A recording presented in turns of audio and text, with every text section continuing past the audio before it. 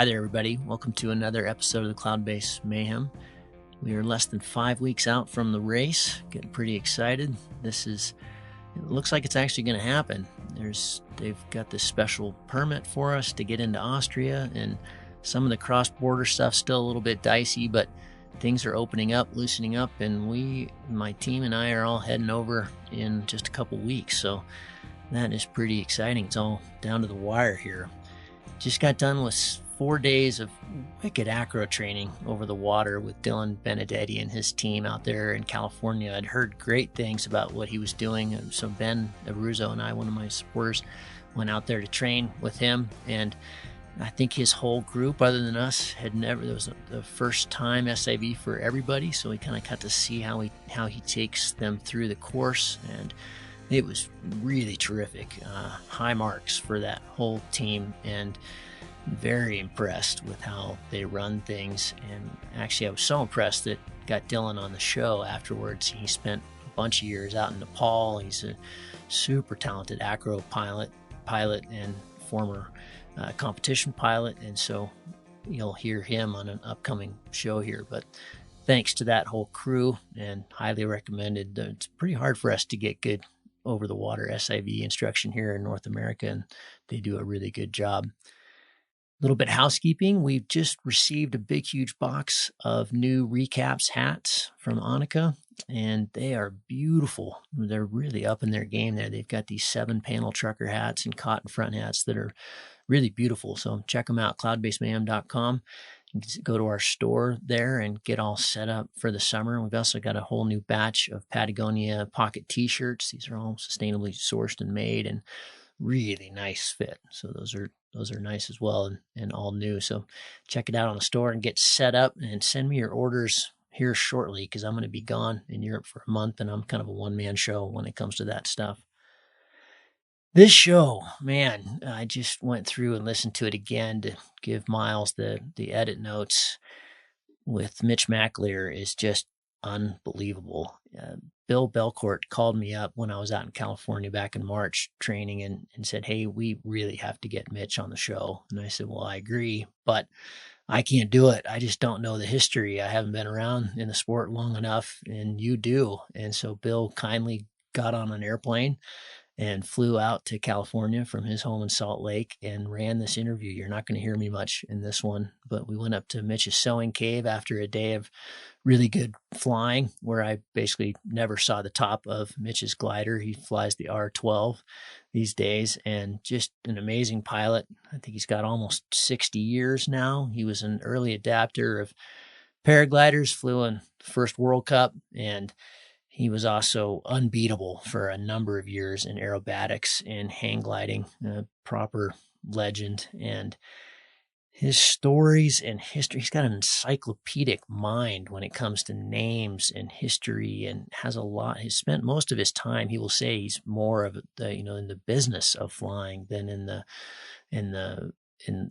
comp flying scene, or just being a pilot. He worked for years at Will's Wing, living out of his car, and UP back when they had the Comet, and they were kind of dominating the hang gliding world. But there's a ton of history here. And as I was listening to this, kind of slack-jawed the whole way through, and Bill and I talked about this afterwards. We are all truly, those of us who are in the sport now who weren't in the beginning, are truly standing on the shoulders of giants, people like Mitch, who shared in many ways much more than tears and hard work. They also spilled a lot of blood, and have seen a ton of their friends pass to making this sport what it is today. And I think we all need to be mindful of that. There's a lot here, of course, about risk and when things go wrong, and how to really try to get it right. But I think we all need to be a lot more knowledgeable and mindful, at least I do, after listening to this, about where it's come from and how this history can help us go forward and be a better community. So to pull you in, because this is a long show, but I think once you start listening, you're going to dig it and stick with it. But to pull you in, our top of the show tip this week is actually a little segment from the show. Bill was flying with Mitch a bunch of years ago out in Elsinore, and Mitch had this shirt on that said, if you if you die, we split your gear. And he wanted to ask him about that. That's pretty harsh. It's kind of in your face. And Mitch's answer is pretty eloquent. And again, it's on this whole thing of risk. You know, he didn't want to see his buddies die. And so he wanted to remind him that, hey, this is important. Focus, get here, be here today, fly this glider and fly it safely. And so here's a little tip that I really enjoyed from the show, and then we'll get into the actual show. Here we are on the margins of more than 9 million people, and the 10th largest financial power in the world is right there. We're on the edge of it. And me, you know, Linda, how many people out of that would take a hit like that and come back? It's like me, you, him, Linda. That's how many out of 9 billion people. That brings me to tears when I think about who we are and what we've done to get here. You know, and it's like, I don't want to see my friends hurt. And if I have to wear a t-shirt that's sort of not politically correct, then yeah, then it's worth it. You know, if I have to appear to be a monster to some people and frighten them away, it's worth it, because I'd rather them be afraid of me than have to pick them up off the ground and sell their gear, you know, and fix their wreck and stuff. I just, you know, how do you address that? How do I look at myself as the guy that provides the gear to someone that gets hurt? You know, if I could go back in time and avoid that, I would, but you can't. There's no going back. So what do I do going forward? I'd make no illusions that what we're doing, suspending ourselves under a puffy bag of mostly air under string, is extremely dangerous. And you can make it safe, but you have to work hard to make it safe. There's a whole bunch of work and wisdom that has to go into being safe. And you're never going to be safe flying a paraglider in midday convection. I don't care what you say. You know, I watched a video of Ganesio coming into land at Chelan, you know, where his glider does the snake 30 feet off the ground, you know. And I've had that happen. I've watched friends here get hurt on mojos. And the cardinal sin of letting the thing turn. I watched a guy here coming in, doing S turns behind the candy cane there, and the thing takes a 50% collapse, which, you know, is on a mojo, you should be able to keep it straight, but he didn't. You know, it turned 90 and pitched down and broken femur. Just that aviation, like the sea, is incredibly unforgiving of those small mistakes. And yeah, how, you know, if I can wear a t-shirt that impresses people of the reality of what we're doing, that's cheap. That's free. You know, it doesn't cost anyone anything. Hope you enjoyed that. And I hope you enjoyed the show with Bill Belcourt and Mitch McAleer. Mitch, I've heard the stories about your first hang glider flight, but you tell me, what was your first flight in a hang glider? The first flight was lying to Eric Fair and telling them I knew how to set up and break down the glider. And he let me take it home because I allegedly was going to practice setting it up. But instead, we went out to Suicide Hill at Corona. It's right at the 1591 junction right there, faces right into the onshores. And I hooked off of that and went just straight into a thermal. It was like 1,500 over. And then, like typical is 2 o'clock in the afternoon has happened there. It started picking up. And I started backing up and trying to speed up. And pretty soon I'm back down to about 150 feet over my car, which is right on the summit of the hill. And it didn't look like I was going to make the windward side of the hill. So I turned around backwards and flew through the rotor and got the thing turned around just in time to be swatted out of the ground about 30 feet. And I just woke up. I remember blinding flash and waking up in the clover. So everything was kind of all green and red and glowing white. And the glider was like flush down on top of me, and I'm face down in the clover. And yeah, I just basically got it turned into the wind. I got swatted out of the fucking sky from about 15 or 20 feet. Woke up in the clover. Flight number one. Flight number one. flight number 2 is after I put down tubes on the glider, and then went and showed Eric Fair that I knew how to set it up and fly it at Salt Creek. So I just flew off Salt Creek, and it wasn't soarable. So I just like flew down about 15 to 20 feet and kind of went like this and landed it, on my belly. And he's like, yeah, whatever, I paid for it. So it was mine, and I left, and that was it. I just gotten off the boat. I had 12 grand in my pocket and a brand new glider, and went flying all summer. So 79.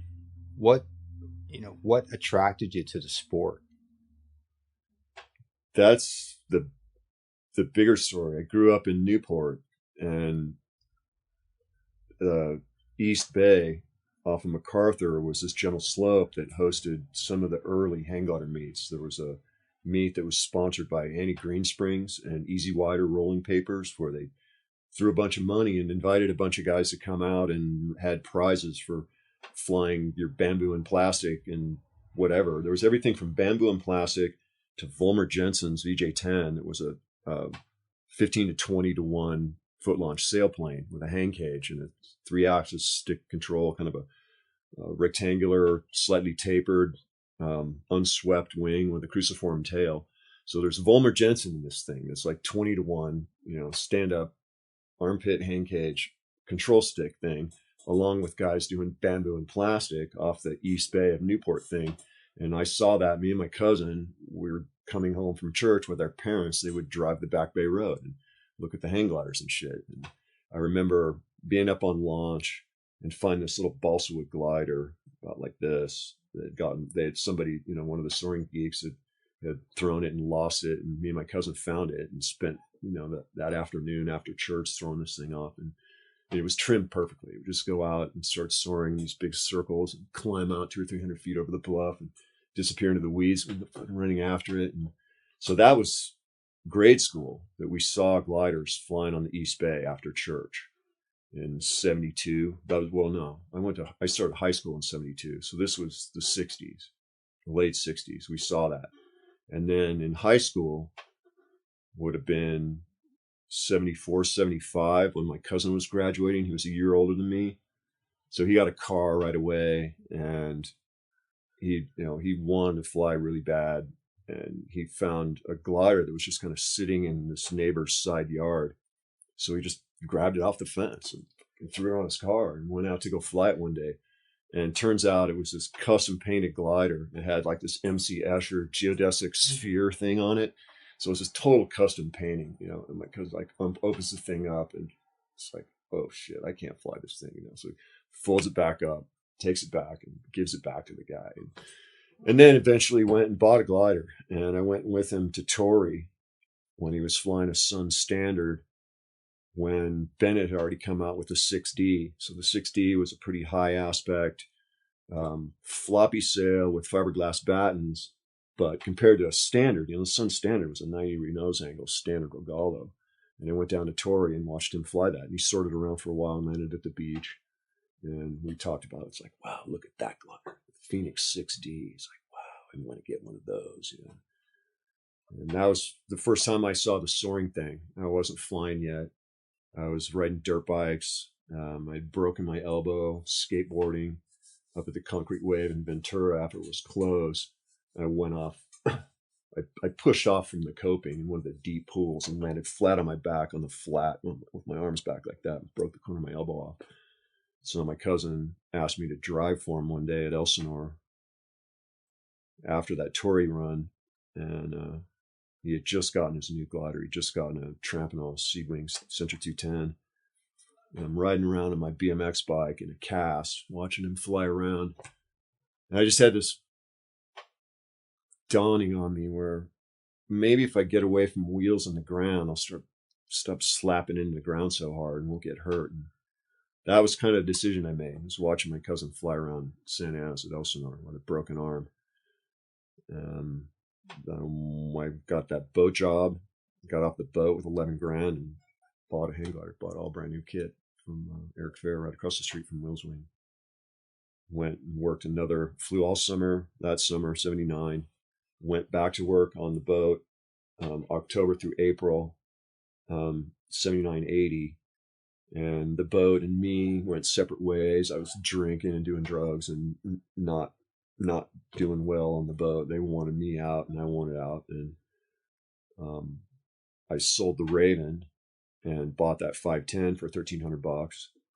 And when I went to go buy a shipping tube to send the Raven to Texas to the guy that bought it, I walked into Will's Wing and they didn't have shipping tubes. They were waiting for a truck. So they asked me if I wanted to wait.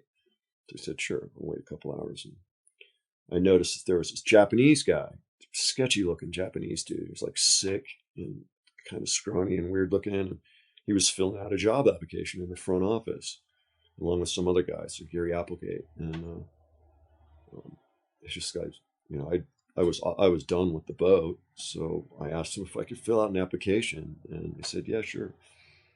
So, you know, we got talking. I got to talking to somebody, Pearson or Kells or someone. And they're just like, we want this guy.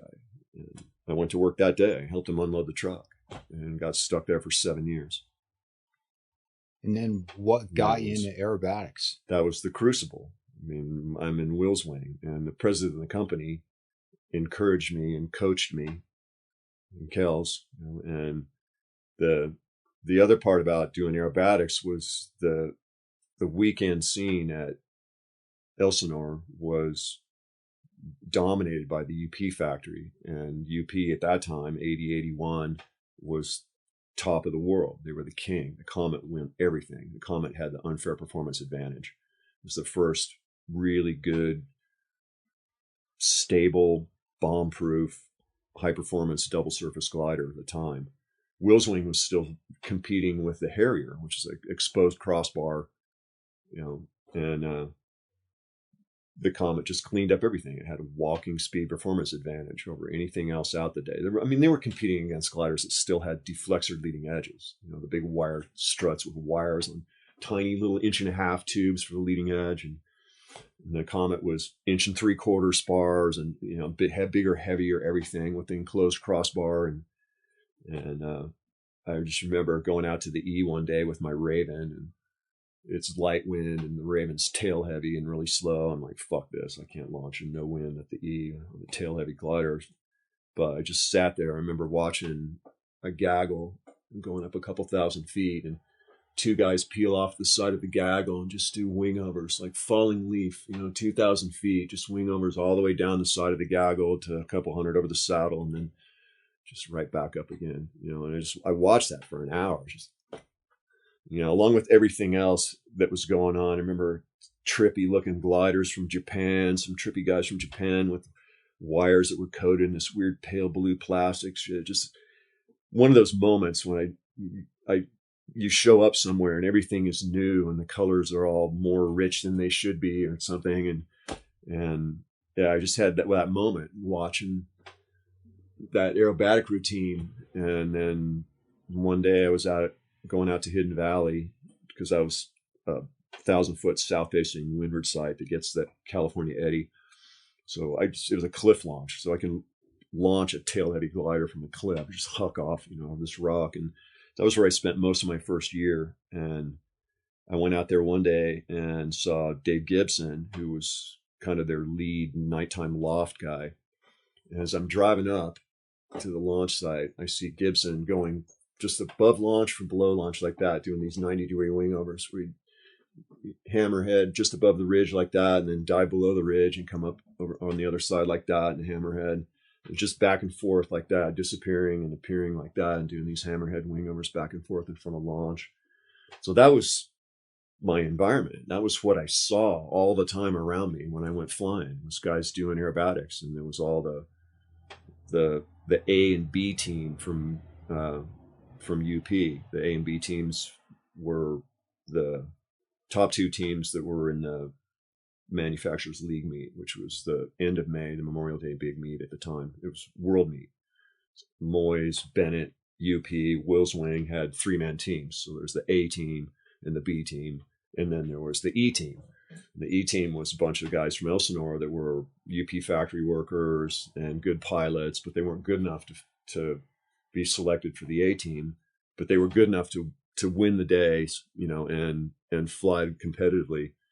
But since they weren't, compelled by the factory, it was kind of more like a party team where they flew well and could win days, but didn't care enough to be serious about it, and was more like kind of the beer drinking team that could win the competition, but didn't care to be that serious about it. And that's kind of where the E-team thing came from. No, it's good. I never knew that. Yeah. And so when did you start competing in aerobatics? Yeah. Well, 79, started at Will's Wing in the loft, and I was living in Costa Mesa at this little rental party house that we had near Santa Ana River. Got my second DUI. So I moved from that party house into my van in the parking lot at Will's Wing. And then that was it. That was my entire life. It was work. And Friday night, I would bail and go to Elsinore and find the party Friday night, fly all day Saturday and Sunday, and then go back to work at Will's. And I started doing aerobatics in that Raven. But once I got the 510, that was different. Kels actually encouraged me to go out and do sort of a test contest he had at Crestline out here one time.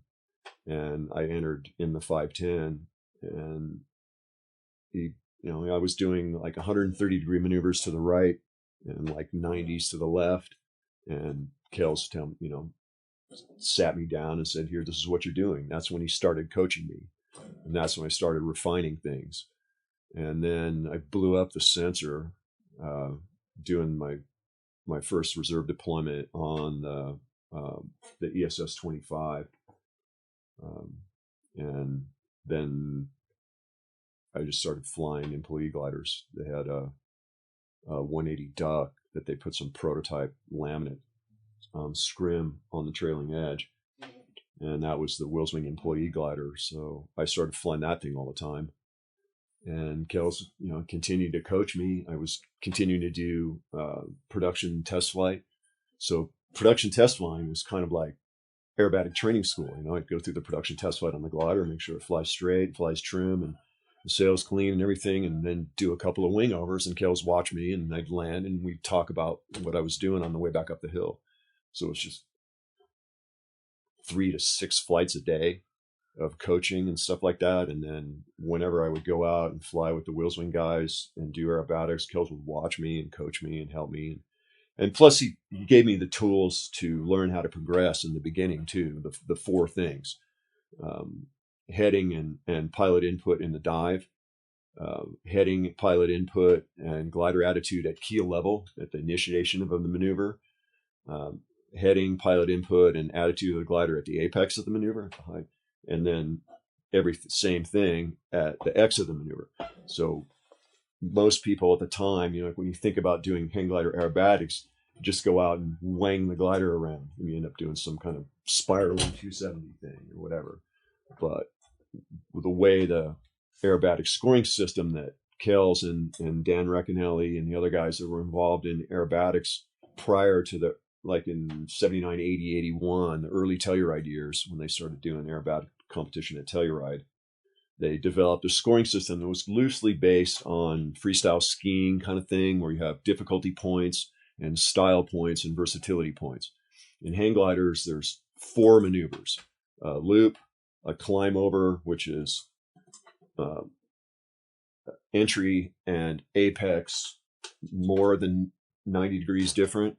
So that's a climb over, and this is a rollover. So entry and apex less than 90 degrees off heading like that. And then a loop is just everything lined up. And then a spin. So that's it. 4 versatility, or, half a point for, 2 versatility points. Bank angle at the apex divided by 10. Right. So 180 degrees inverted is 18. And that's how the scoring system worked. So in order to score high, you have to have, 180 at the top and all 4 maneuvers. And that was it.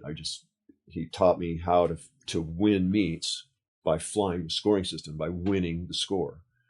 To do that, you have to basically do enough loops and line them up, and then have the other 3 maneuvers all in a routine that looks good from start to finish. That doesn't have discontinuity or stops or fuck ups and side slips, anything like that. And so that's what I would do. I would just go out at Elsinore and practice, do a 3,000 foot climb over the E, pull out of the thermal, do a routine back down to launch level, climb back out, do that for like 2.5 hours or so, about 5 or 6 routines.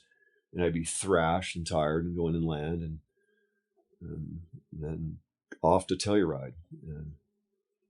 And the first year was 1984. I went there with a highly modified 180 Duck and got second place behind Eric Raymond.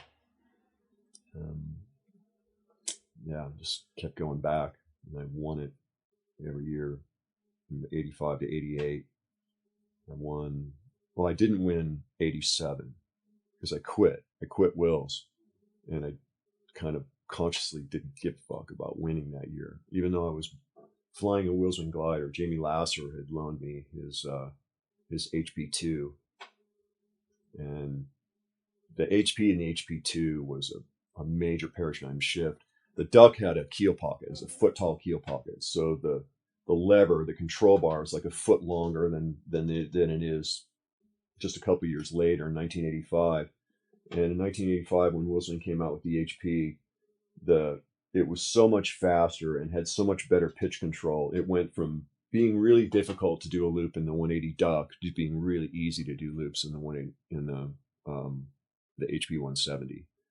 So that was when I started doing multiples.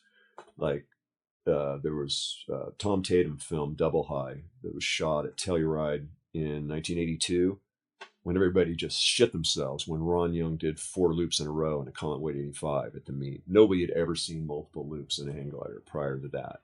And Ron went out and did 4 perfect loops in this 185 Comet in front of Tom Tatum's cameras at Telluride in 82.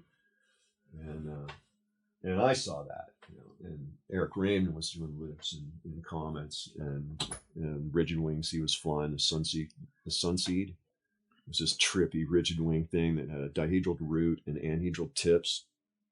And he was practicing in 1981 out here to win by doing a maneuver that no one else had done, because the Sunseed would tumble.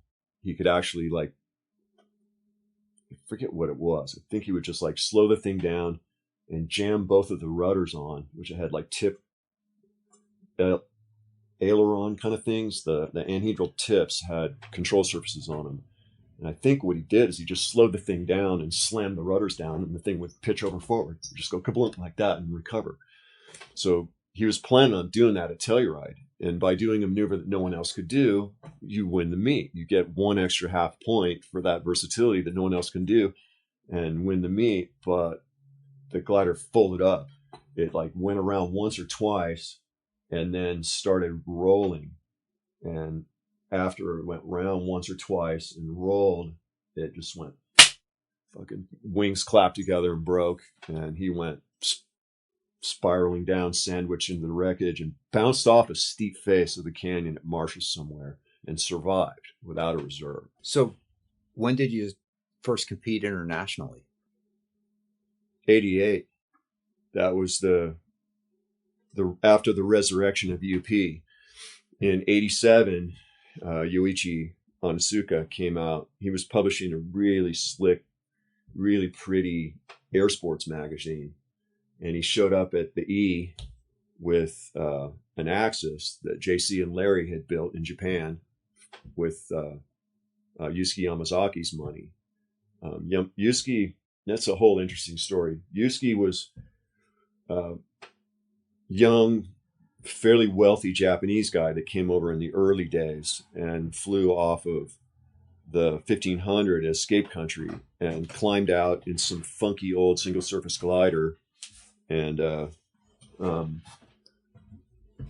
drifted up and back and couldn't make it back into the valley at launch. So he landed in overhead chaparral, quarter mile, half mile behind the launch at the 1500. And it's like an August day in west side of the Cleveland range.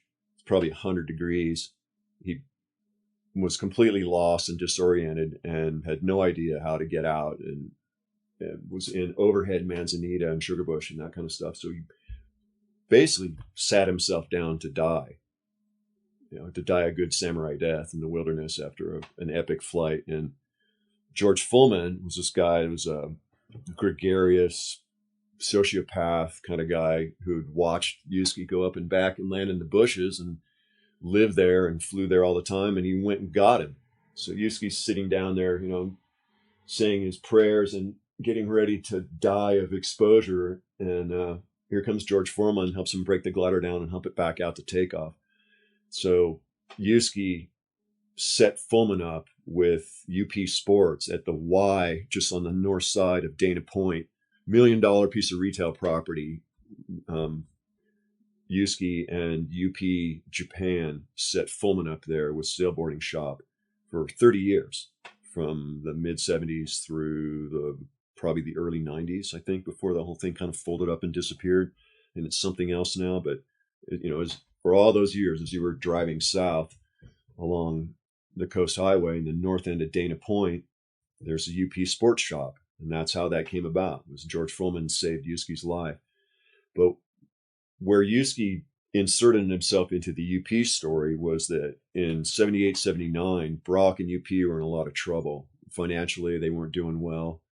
And UP in Japan was doing well. Yusuke was a competent businessman, and he understood the market there. And he had put together a flight park and a bar and a place for people to hang out. So there was a UP sports bar in Tokyo. There was a UP sports facility, a large area with a container storage area and a container dressed out like a Malibu beach house with a bar in it. And so we had the social scene worked out in Japan really well. And they had a big market in Japan for teaching and kiteboarding and hang gliding. And when Brock got into trouble in the late 70s, Yusuke came over and gave him $15,000 and got him back in business. And he hired Roy Haggard. Haggard designed and built the Comet. And by late 1980, mid 1981, UP was the biggest and best manufacturer in the world. And then they malinvested in the ultralight market in the early 80s, and the ultralight market collapsed. And there was also a lawsuit where some guy had badly or incorrectly assembled an older Firefly, which is a single surface deflexor, an old glider. And he had put it together wrong and crashed it and either gotten paralyzed or dead. So there was a civil suit and malinvestment in the Aero ultralight. And that was it. In late 83, 84, UP, the once biggest hang glider manufacturer in the world, folded up and was stuffed in a storage unit in Temecula. And Brock was done. And I was working at Wilswing. I'd been working at Wilswing in the loft since late 79, and watched that all happen. And all the world-class pilots that were UP pilots by 1985 were all Wilswing pilots. And then Yoichi shows up with that UP Axis that he and Larry had built in Japan. And what had happened is, like, sometime late in 86 or early 87, Yusuke had contacted JC, who had been working the last years with Brock and Haggard in Temecula.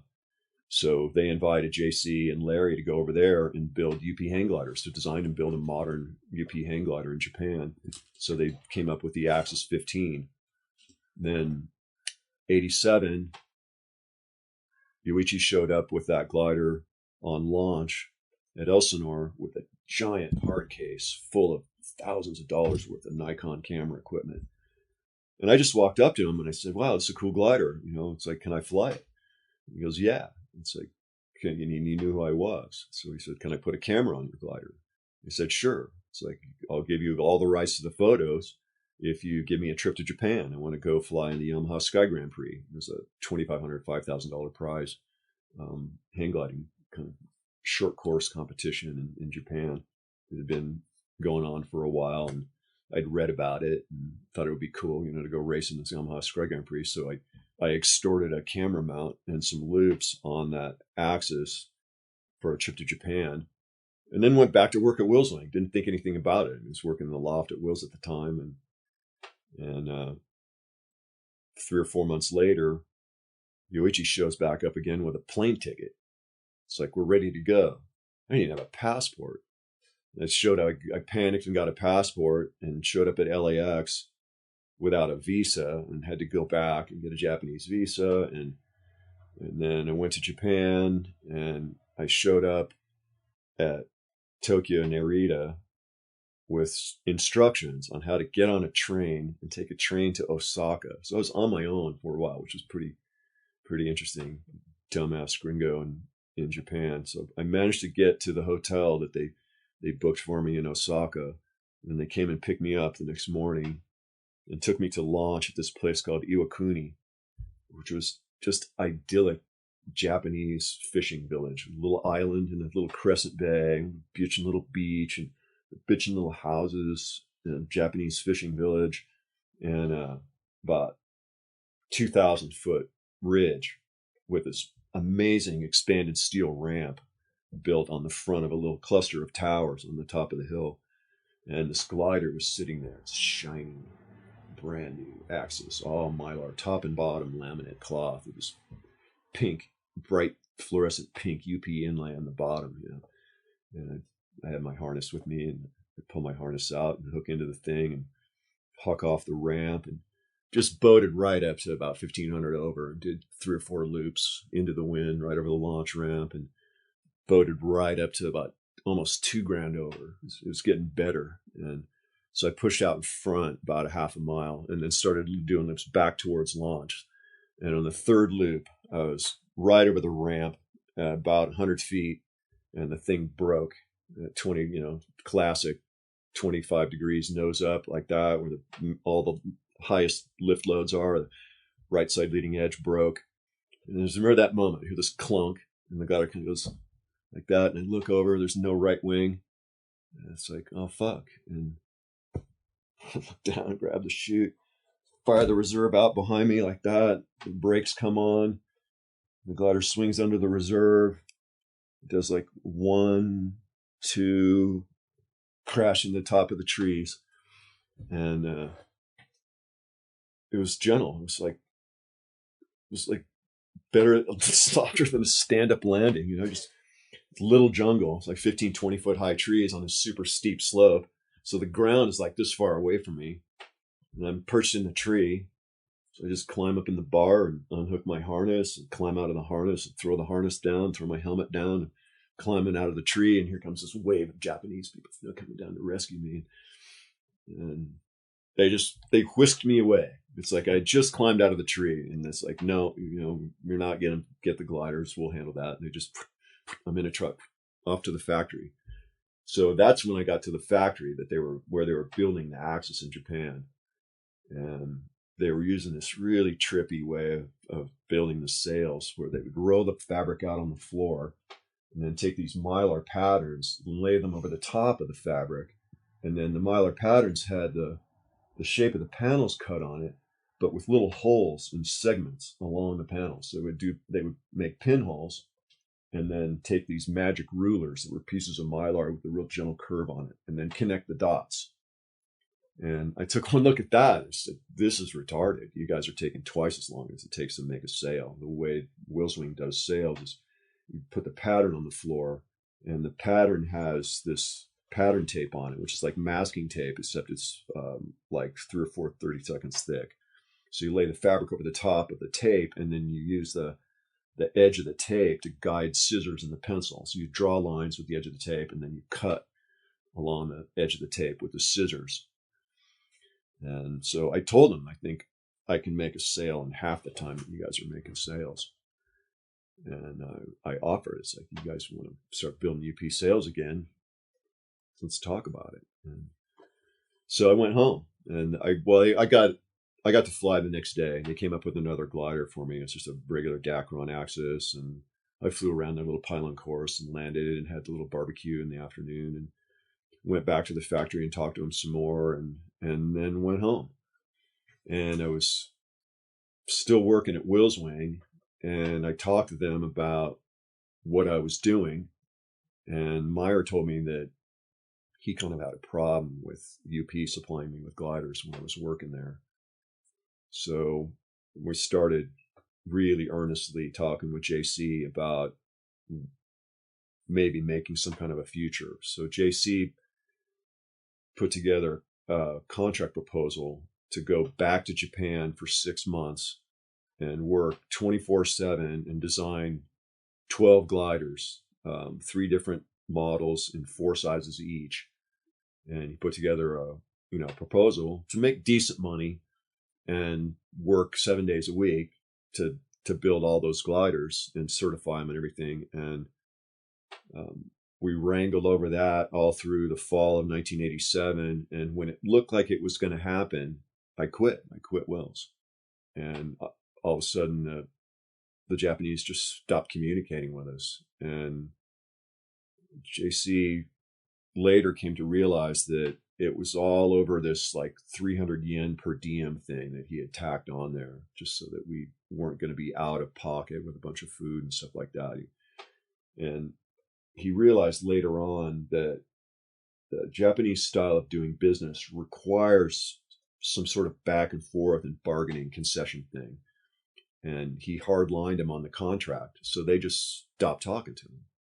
And then 3 months later, Yusuke shows up in Elsinore with a suitcase of $50,000 in cash and wants to start a hang glider factory. And JC and I talked about it, and I wasn't comfortable running the entire show or designing a glider from scratch. So I knew of Bob Schutte, who'd been designing and building gliders in New Zealand for a while, and he had designed a glider called the Kia that was a really nice high-performance glider. So I suggested that JC and Bob and I get together and produce the Axis 15 and the Kia as the Axis 13 in Elsinore. And we started out in a little 1,000 square foot unit right by Main Street and made a few gliders and did some vehicle testing. And the Japanese, Yusuke and Matsuo, came back with more money and said that they want to get serious about it and they want to start pumping out gliders. So they rented a 2,500 square foot brand new tilt up right at the 74 and 15 freeway junction. Right, that they had just built it, brand new tilt up, still had that fresh paint smell. And they rented that thing for $2,500 a month. I started hiring people. We built a mezzanine in the sail loft and started pumping gliders out. And they bought Mark West's test vehicle. Mark West had this old Dodge truck that had his first computerized vehicle test system on it that fed 2 load cells, a vertical and horizontal load cell down that attached to the keel of the glider, and then it had another load cell that attached to a separate fixture to the base tube of the glider, and the boom that suspended the glider about 15 feet above the ground off the front of the truck. And that was the hang glider wind tunnel, poor man's wind tunnel thing. And that was the most advanced test vehicle at the time. Wheelswing was doing the same thing, a truck with a boom, but they were using spring scales, and where you just hook a fishing scale to the base tube and pull it back like that and film it with a 16 millimeter camera and that kind of thing. But Mark had put electronic load cells in there that fed into a little palm top Toshiba computer running a basic program that he had written himself, and it would do like 10 readings per second for lift and drag and pitch force from the base tube. But that was driving the truck at the speeds, holding on to this thing, standing on the platform on the top of the truck, driving at speed with the glider. That was how we did the pitch test back then. And so I learned about that stuff. I learned to fix the code when it malfunctioned. JC and I were out testing all the time. We did the Axis 15, the Axis 13. I started on an intermediate glider, the Comet, of regurgitation of the Comet without a keel pocket as an intermediate glider. So I was really busy and learned a lot about glider stability running the vehicle. Me and JC out there monkeying around on the top of the truck. Had all kinds of adventures. Late after we had done the Axis, I was doing the load testing on the Comet 3 185 and figured out that as soon as the sun goes down, the conditions for testing are perfect. As soon as the convection stops, all of a sudden the air is totally smooth, and all the readings, the airspeed readings and everything would just flatten out. Because what we'd been doing was getting up at dawn and testing until it got convective, and then you couldn't hold an airspeed. You got to hold an airspeed constant for 3 or 4 seconds with the target loads and the target speeds and everything. But when it starts getting convective at 10:30 in the morning, the airspeed's all over the place, and you just have to stop. So I was there all day with the Comet doing other stuff until late at night, and I'm doing one of the load test runs and just noticed that the airspeed is just dead smooth the whole way through. So I started testing at night, and I forgot there was a stop sign down at the end of the road one time. We were doing the negative 130 test, which is the glider mounted backwards. And you don't have to go very fast. You only have to go about 30 miles an hour. But when you get going, the tips go from up like this. They just bend straight down. It's an aggravated worst case load scenario. So when the tips came down, I was kind of in the right-hand lane and forgot there was a stop sign there. And it's dark, and it's like, man, I'll fucking take out the 4x4 and wiped out the whole right side of the glider, leading edge, and everything. Little adventures like that. But yeah, load testing was really fun. I mean, JC was really amazing to work with. He was really sharp. He'd been hang gliding since he was 15, ran away from home, and really had a head for aerodynamics and testing. And it was just really just awesome to work with. And we did stuff that nobody had really done. We did high-speed pitch tests, which was so really useful because of what I was doing at the time, doing aerobatics on the glider.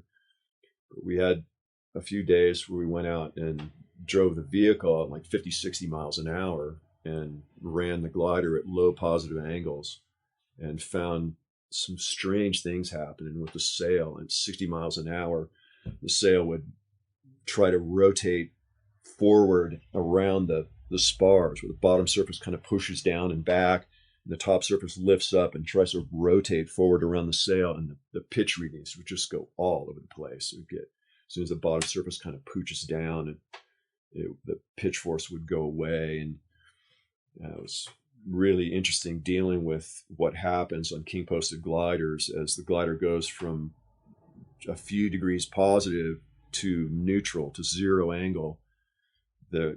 That's the nut to crack, as to how to get it to come back nose up. And that was the difficult part of building gliders back then, is having the static stability system function at low positive angles without being engaged at trim. Because if the static stability systems are engaged at trim, it's like bolting the sail rigidly to the frame. It's rigid, and it becomes a dangerous handling issue. Where if the reflex bridles, which were lines that attach from the top of the king post to the trailing edge of the sail, if those are tight when you're at trim, it's like having no flex in a flex wing. It makes an extremely dangerous handling characteristic. So that was, we were trying to find that line with the vehicle tests, and especially at high speed, and figure out what was actually going on and stuff. And there was, I mean, what other way can you ever do that but stand on the top of the truck at 60 miles an hour, holding onto this glider, moving the pitch through these low angles and watching the sail, everything's flapping and the wind's roaring, and you watch the sail just go like that and do this weird mutation, and you watch the pitch force just reduce by like 30% or so. And there's no other way to get that experience. There's only a small handful of people in the world that have ever done that. Me, the Wheelswing guys, the guys at Icaro. There's a small handful of people that have done that level of testing. Bernd Schmidler, the DHV guy there, you have the truck there. But yeah, those kind of things are invaluable. It's warped my perspective. When I talk to recreational people who can't remember the make and model of their glider or what size it is or anything like that, that's not my planet. Yeah. And so how was the scene different in Europe? And so that was the scene here. You went over and did some international aerobatic competitions in Europe, and how was the scene different? What were those like? Europe is really amazing. The Japanese sent me there in 1988 to take over, not take over, but to introduce their UP distribution people to the new company, to the Axis. So I went over there with Axis demos, and Heidi Blumhumer was running UP Europe, and they had been marketing a glider that was UP rebranded, and I can't remember who built it, but they had a nice little king posted glider or something back then. And oh no, it was JC had designed the Glidezilla before Pete Brock's UP went out of business, and they were marketing a European made Glidezilla over there, and it wasn't going well. They weren't selling a lot of them, and they didn't carry the same reputation as the American UP brand. So when we came over with the Axis, we had a glider that was tested and extremely robust, and we knew it, and they wanted that reputation. So we just replaced the UP Europe Glidezilla with the Axis, and I went over there and competed in that Rockbrunn that had the Ilinx. It was 88 over the bay there in Rockbrunn, the same place where they land the X-Hops. Right there near Monaco, there was a meet called Ilinx, and they invited me over there in 88, and I won that on the Axis. And then I think it was the next year, like 1990, I went to another meet that was in the Alpago Valley in Switzerland. It was a real small meet, and it was kind of Enrico Egli and Heinz Zwissig were Swinz pilots at the time, and they kind of made it happen. So we towed up out of this little airfield behind this big old Atlas hang glider on a trike thing, and did this aerobatic meet over the Alpago Valley. Just beautiful place in Switzerland. I got like second place, I think, behind Heinz on that one. Amazing thing about Europe was how friendly everybody was. I ate at French farmhouses, 500-year-old French farmhouse. I ate family dinner with pilots. I got to listen to them. One of the guys was cool enough to translate for me, where they were making fun of one of their friends had a Southern French accent. So it was just cool to listen to them talk and explain to me how they're making fun of their Southern French friends' Southern French drawl and stuff like that. And sitting in a farmhouse with these massive hand-hewn timbers, just another one of those moments where the colors are richer and the place is just like magic when you've never been there before. That was all part of the European experience with UP. I went to St. Hilaire and got a flight off the ramp at the top of St. Hilaire. And it was a crappy day, like sort of around like below launch, and stuffed it in where they have the big venue, the big party thing. I was flying around kind of level with that and got up just high enough to where I kind of came in and side hill landed there. And it's another thing, just green grass. It's so alien to out here. It's everything brown and rocks and cactus. It's another one of those moments where the sky was bluer and the grass was greener. And then you won hang gliding world aerobatic championships like 6 times, something like that. That's what they called Telluride, because there really wasn't anything else consistent. But yeah, I won 85, 86. I got third in 87 because I'd quit and Willswing and purposely just didn't give a shit. I was not hitting my loops on heading, flying Jamie's glider. And then I won 89, 90, and 90. I won 3 in a row after that. And, I don't have it here. But there was a little trophy that we'd been passing around. I think it was 85. One of the Telluride locals that was involved in organizing the meet just jumped up on the bar in the Black Diamond one day and pulled this thing off the shelf that was some Brazilian guy had brought and donated to the fly-in. And it was a piece of thick teak, about a foot square, with this really nicely, like 3 really nice natural terminated quartz crystals with a silver wire and a handmade silver Comet, a hang glider attached to this wire. Just a beautiful trophy, a quartz, terminated quartz crystals with this silver glider, over the top of it. And, it spun on the wire, so you put it upside down. And so it's like a hang glider doing a loop thing. And this guy, Nick, after I'd won in 1985, he just jumped up on the bar and pulled that thing off the shelf and gave it to me. He said, "You won. You should have this." So I took it home. And, I brought it back in 86 and took it home in 86, brought it back in 87 and gave it to Aaron or John, whoever won in that year. Yeah. And then came back in 88 and got it back in 88. And then I won it in 90 and won it in like 91. And then I had a kid and I just pushed off. And I won it 3 times in a row. I'm keeping the trophy.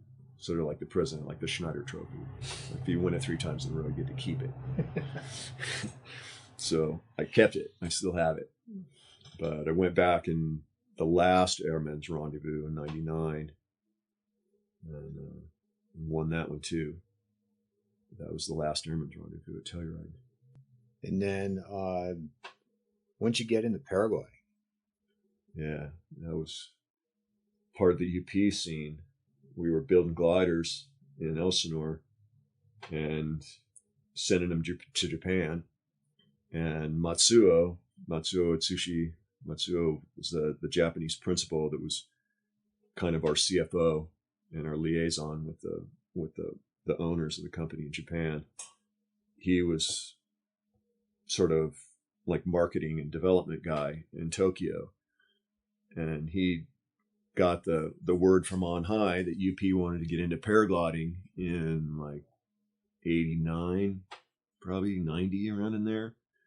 So they scrounged up whatever paragliders were available to look at rebranding whatever was popular and good back then.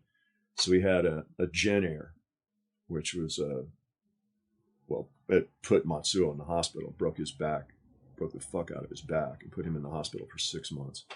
And that was a trippy, super ancient glider. It had 5 open cells in the middle and 3 closed cells on the tip. And the super low, low aspect glider that was really not much evolved from a skydiving square. And then I had a Randanus 13 cell, and then some weird 9 cell, and some weird speed 7 cell glider. And Matsuo's office folded up when he was in the hospital for 6 months. So the entire contents of his office landed in my office at Elsinore. And I knew the story. And I sat and looked at those things like poisonous snakes in my office for a while, until finally we got up the nuts to go and start flying him off the training hills in Elsinore. And then we survived our training hill flights, so we started flying them off Edwards. And they weren't good enough to make the landing zone at Edwards, so I landed in the bushes. I tattooed my forehead. I came up just short of a burned manzanita that had run, overgrown again and was reliving it. And I landed just short of it and kind of crashed into it like that and got a burnt stick, like boom, right in my forehead, and got a little black dot right there for a couple of years. And had some ridiculous sketchy launches because we had no instruction, no reserves, nothing. The real simple board and strap arrangement. One of the first times, I think the first or second flight that I flew off Edwards, I actually hooked into the adjuster fucking things. It had the pass-through buckles, right? And there was like the big webbing thing with 3 bar tacks and a big loop for adjusting the shoulders. I'm looking at this thing, I don't know what it is, and here's a loop and the carabiner fits in there. So I hooked the carabiner into there and flew off Edwards, and didn't figure it out until later that it was the adjuster buckle on the shoulder strap, the adjuster thing, the pull tab on the 2-slot buckle. And yeah, shit like that. There was a cliff launch just to the right of the E. And we did a couple launches where this looks good. There's just enough to lay the glider out and get a couple of steps, and go off about a 20-foot drop off. And then the E, 1,500 feet of nearly 1-to-1. And I remember the glider's up, and I step off that edge and bounce off a couple times before the thing starts flying away from the ridge. Yeah. We put Bostic on that Randonews 13 cell off of Edwards one time, and the way those things were trimmed, you had to pull like quarter brake on to get best glide. So I told Bostic, it's like, yeah, you got to pull a little bit of brake on, or you're not going to make the landing zone. And he takes off, and he's fully hands up. So I go, brake, and he pulls a little brake on. I go, more brake, and he stalls the thing. Yeah, and then recovers, and this is all 20 feet away from Edwards, just nasty. Yeah, we had no idea. There was no beta, no instruction, no nothing back then. Yeah, it's amazing. They survived. But and 2 years later, Greg Smith. Yeah, and you're 2 years later, Greg Smith, and then you're at the PWC, first PWC in the Owens in 92. Well, before that, when Greg Smith came on the scene, we hired Scott Gressett, and Gressett did an Iveco van tour and handed out the Airman Vector, which is Jin's design that was made at Daikyo, at Adele. And that went okay. But at the end after that season, Greg had been doing really well with Condor and had won the Nationals up in the North Side that year. And the powers that be at UP heard about him. I had never heard about it. I didn't know anything about him. I knew Scott, but somebody had suggested that Greg could do a lot better job. So they hired Greg, and I hooked up with Greg, and we got along really well. And he came up with Comet CX, which was a pretty well-evolved glider. Bucher had won the Worlds on it in Europe that year. Andre Bucher. Yeah, and it was a semi-elliptical, pretty well-evolved past the other crap, the Randonews, the Gen Air. It was way evolved past that. And Greg takes me up to Saboba to do my maneuvers clinic. And on the way up there, he's like, you hang glider pilot assholes, you throw your reserve every time anything goes wrong with your main. So you're not going to get a reserve. You're going to learn how to fix the main. So he throws me off at like 9 o'clock in the morning, and then I go out and do a frontal and a full stall, and with no reserve, and I full stall the thing. It goes behind me. I freak out. I go hands up. The thing goes past 90, and I fall slack line past it like that, and it opens up symmetrical. Do it again. Go down and land, and do that again one more time. That full stall was a little bit. You want to hold the full stall a little bit before you let it up, and so we go up again the second time, and now it's 10:30 on a regular day, and the next thing I know, I'm a grand over, and I start taking hits, and I'm not moving forward. The thing has trimmers on it, but I'm too retarded to speed the trims up and get in front of launch. So on my second flight that day, my maneuvers clinic, I get blown over the back at Saboba. So I go 1,000 feet up and start going over the back, and then start taking hits. So I start trying to go that way and try to get out the canyon to the left. And I didn't get very far, like a half a mile. Now I'm definitely way in the rotor. So I took a bunch more hits, when I'm right behind the ridge in the worst part of the rotor. And then I got down below the rotor, and it started getting smooth again. And I remember there was kind of clear ground underneath me, about 15 feet underneath me. Looked like a place that wasn't a giant pile of rocks. And I just like, this looks good enough. I just buried the brakes and stalled the thing and went in about 10 feet. Landed on my ass and jumped up. And survived my maneuvers clinic with no reserve. How did it go from there to being in the PWC in 92? Yeah. Greg went to Korea and worked with Jin and made the katana. He came back with the katana and handed me one of those things, and we went off to the Owens. So I was the start of that 2-year Owens Valley Nationals, the first PWC. Yeah, 91, I was in good shape. 92, I got injured, and I was still in I had a air cast splint on my ankle in 92. But 91, I just went there couldn't launch, was like total hack, incompetent at launch. And then Bob England had been training, so he was really good, competent ground handling. And he was also, Bob, Ted Boyce, and me were the only 3 hang glider pilots in the meet. We were the only 3 guys out of 25 or so that year that had any experience time over distance racing. Everybody else were climbers and skydivers, and we were the only ones that knew how to basically work the column where you're climbing quickly. Don't top anything out, just do the quick climb so you can get to the next point. And I remember I'm following Bob. Bob was really good. He was a way better pilot than me, but I had a walking speed performance advantage. If I could see him, I could catch him. So I would try to launch with Bob, and Bob would just whoop, totally graceful. Whoop, whoop, off he goes. Up he goes. Off towards Paiute. And I'm like 3 or 4 attempts later, I'm getting really pissed, crashing my glider in the bushes below gunner. And finally I get off, and Bob's like the far side of Paiute. But I caught him. I caught him before we got to Benton and won. And just every day, I just followed him. And I just kept catching up to him every time, as long as I could keep the glider open.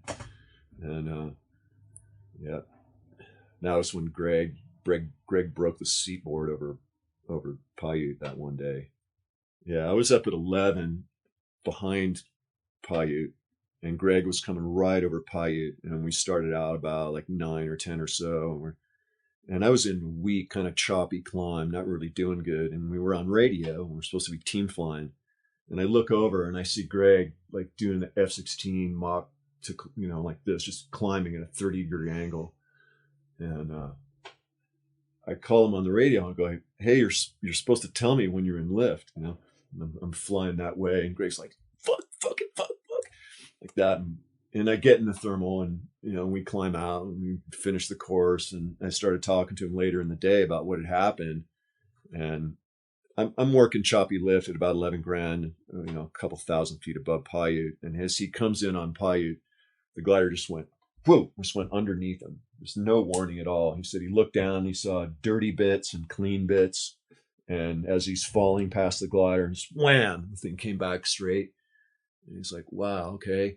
And then 1-2 seconds later, boom, does the same thing again, goes underneath him again, wham, falls past, slack line, falls past it. And the second time he fell past it, it broke the seat board. And then he had this really cool variant, like some brand new prototype Flymaster thing. So it immediately fell back underneath the thing like that. The glider rocks back, and he recorded something like well over 2,000, 2,200 foot per minute lift. And, and then he's climbing out, and I'm calling him on the radio, chastising him for not telling me where the thermal is. Yeah. And then since you were one of the early adopters of paragliding, or made the transition, or at least flew both hang gliders and paragliders, there was a dynamic, especially in California, about paragliders showing up at the hang glider sites. And I would say we had few supporters in the hang community. You were one of them. And I remember Smitty, Greg Smith, sending you to various places to sort of break the ice, if you will, between the hang gliding community and the paragliding community by flying your paraglider at the hang sites that it was forbidden, but the hang community wasn't going to ask you not to. Yeah, Funston was really bad. And there were a few years where the hangies tolerated paragliders at the fort. And then Kelly died, and that was it. That was all the ammunition they need. Kelly was one of the guys that was training there and was working with Greenbaum at the shop, and he fell over and hit his head on a rock in front of the stables, which is right next just to the left of the fort. And that was it. That was all the ammunition they need, and they banned paragliders to the dumps. But yeah, there was a lot of contention and hatred. I was just talking about that, about Rick Masters. Oh yeah, yeah. Because JC and I had gone with Rick Masters. He had taken us with axes up to Mazurka and thrown us off, and we had a cool, bonding moment. That was a fun day. It wasn't a good flight. I don't think just barely getting level with launch, and barely getting level with the Inyos. But right when we got there, we're just up there looking at the scene. It's this beautiful, huge meadow, little tiny cluster of towers right on the west side of the rim, and we're standing there, just kind of got out of the truck and just unloading the gliders, and an F4 came from the west, below the ridge, just popped up over the ridge, descended down over the meadow like that, put the thing in a bank like that, and then descended into a canyon and disappeared off the east side of the Inyos. That's always, that just blows me away. Anytime you see fighter aircraft like that, and out in the Owens, cabbed a couple times at Horseshoe. You get F-16s come through the canyon and go out across the valley and stuff. I love seeing that stuff. So that was my introduction to Rick Masters, and he was all cool. And he had done the film on the 1980 Owens Valley Classic, the AOLA Comet Clones and Pod People. You can find it on YouTube now, but it just shows the classic during when it was a world-class meet, and Gunter was just carpeted in gliders, most of them Comets, and a dust oval would roll through, and it would just take a Comet out of the pile and throw it up in the air and spin it around, and throw it back down in the pile, and another one over here a little bit. As it rolled up the hill, another Comet would like pick up out of the pile and spin around and crash back into the pile of gliders. That's all in that movie, in his original movie. But what happened in 91, when we introduced paragliders into the U.S. market, people started crashing, and Rick Masters was there and saw some of it happen and saw some of his friends get hurt, and just went on the warpath. He just hated on paragliders, said they were dangerous and that without a rigid structure, you should never fly them at all, and just went on the hate path against paragliding, and is still there. His website is still up today. So yeah, I couldn't deny they're dangerous. I piled in early 92. Yeah, early 92. Greg had left UP and had gone back to work with Adele, because when UP had moved off to Utah, they were trying to pigeonhole him off into only doing R&D and whatever, and then kind of taking him out of sales and running the whole show. So he went and talked to Mr. Sue, and Mr. Sue hooked him back up with the U.S. distribution rights for Adele, and got me a glider, and got me $1,000 a month from Adele USA, because I'd won the nationals on the UP Katana, and was interested in. I owed my loyalty to Greg.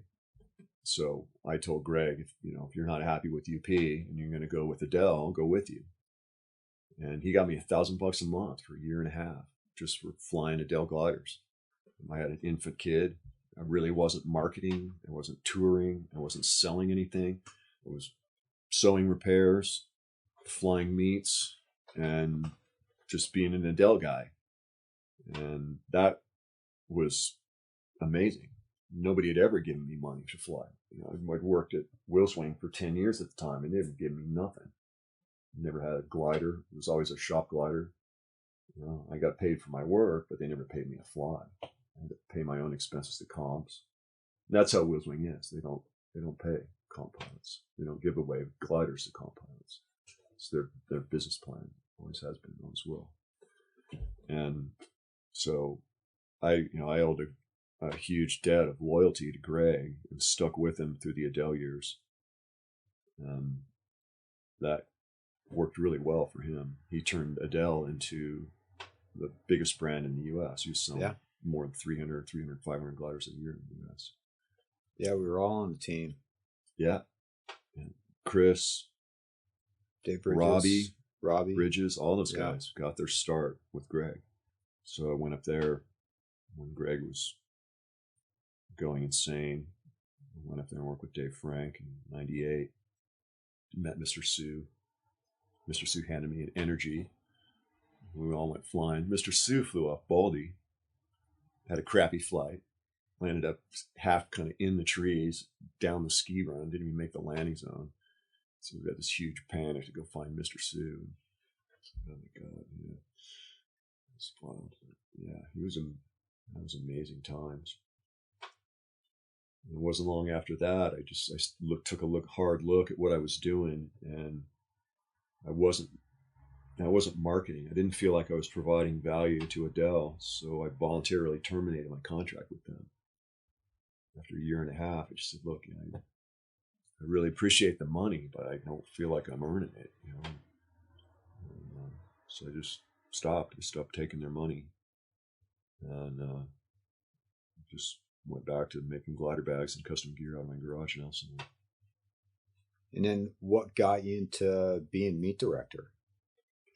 Well, that was all part of that whole time too. When we went up to flight Greenhorn, was it Ed Stein who ran that meet? That first meet off of Greenhorn in '91. There was the core group of guys there: me, Greg, Chuck, the Smith brothers. There was Bouchard, Ken Byer. There was a Fred handful. Lawley is another one.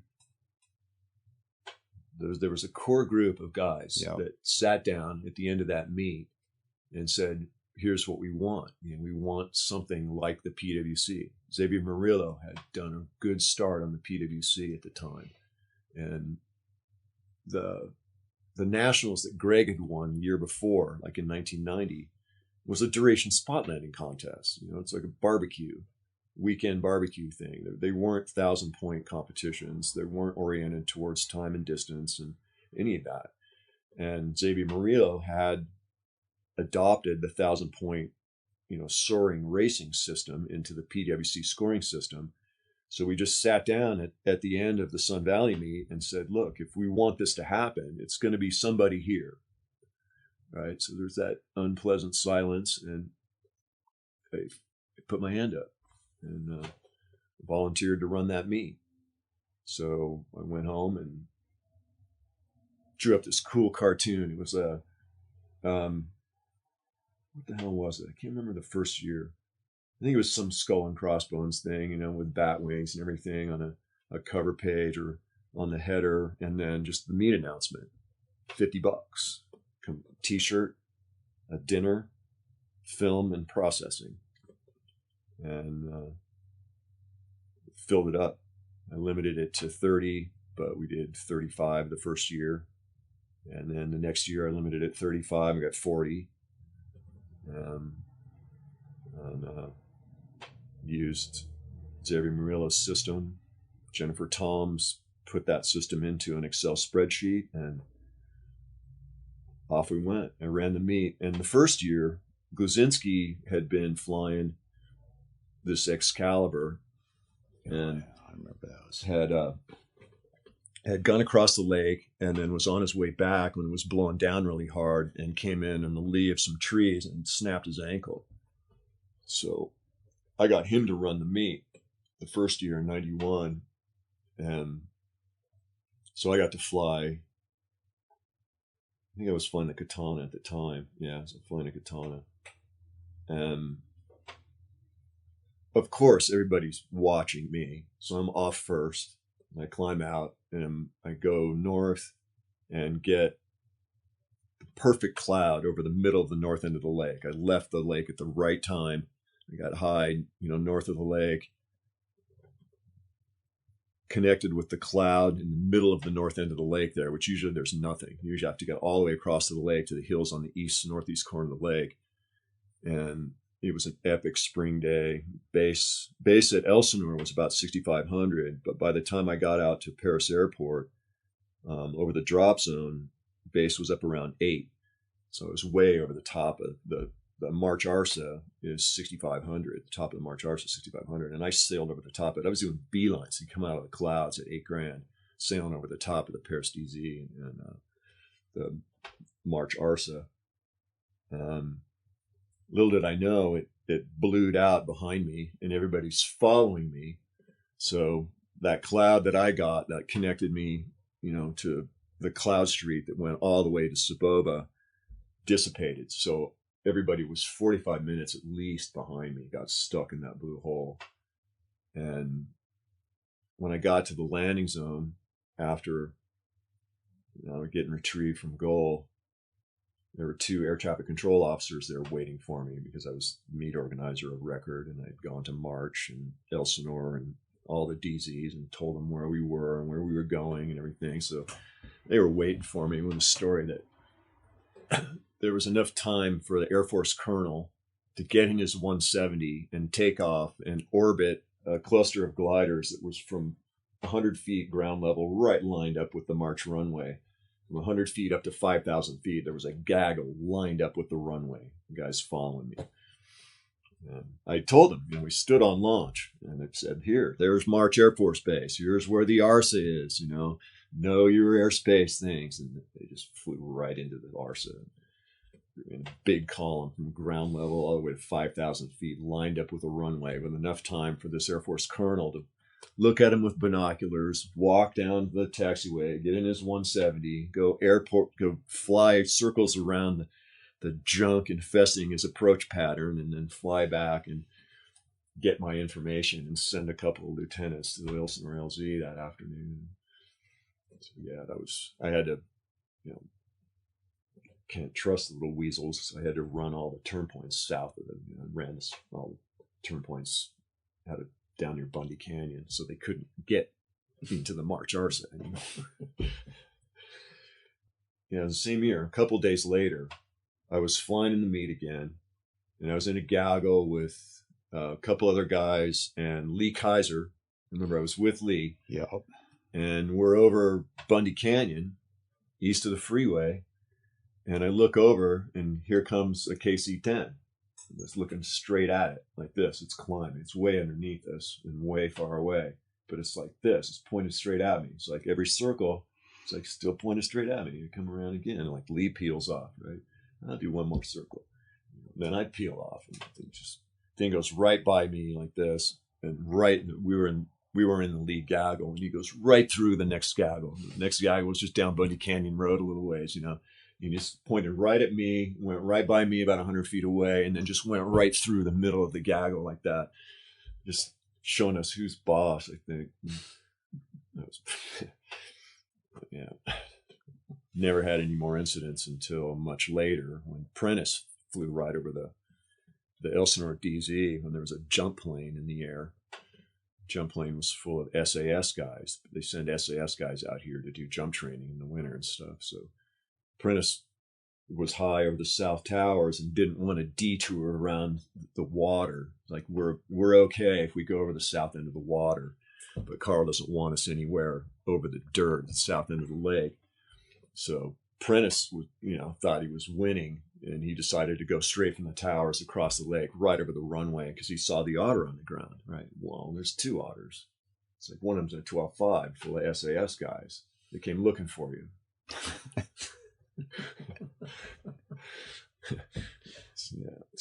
There were those issues, and that's what compelled the United States Hang Gliding Association to establish the meet steward rule.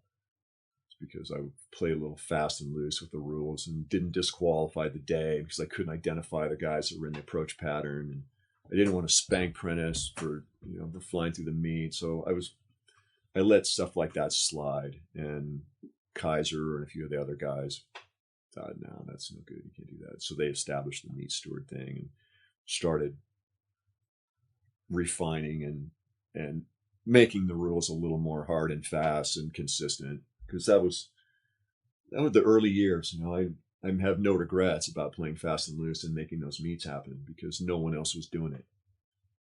Not until way later, not until 95 with Gluzinski and Bill Gordon when they ran the nationals at Chelan. That was when paragliding competition in the United States really came up on the plateau that it's on now. They ran a good meet. They had EMTs. Zizek was there as a meet steward. Robbie was there. Yeah, you were meet director, and that put Chelan on the map. That was the first Chelan competition. And it put America on the map too, as a a place where there's a venue that's at least as good as Europe. It's arguably Chelan is. Yeah, Richard Galland was there. That's what those stories we were telling those stories the other day. Bridges going around the outside of some thermal, already ridiculous. I climb late and watch this Robbie fly into the dirt in a prototype Proton, that was a prototype Adele glider. Yeah, it had to be like a sector, because the energy, I think, was 95. The sector was 96, so it had to be a proto sector. Either a proto sector or an energy.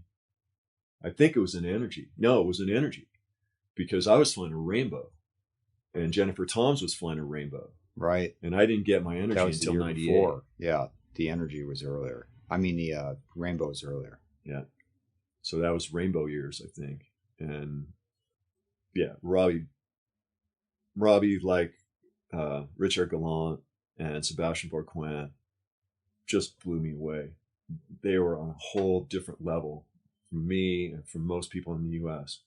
Like 92, Sebastian came in fun flying, practicing on one of the last couple of days of the Nationals when we had we went up past White Mountain Ranch and then came back and landed at White Mountain Ranch. It was like Gunter to Line Street, somewhere north, like Benton, and then back to White Mountain Ranch.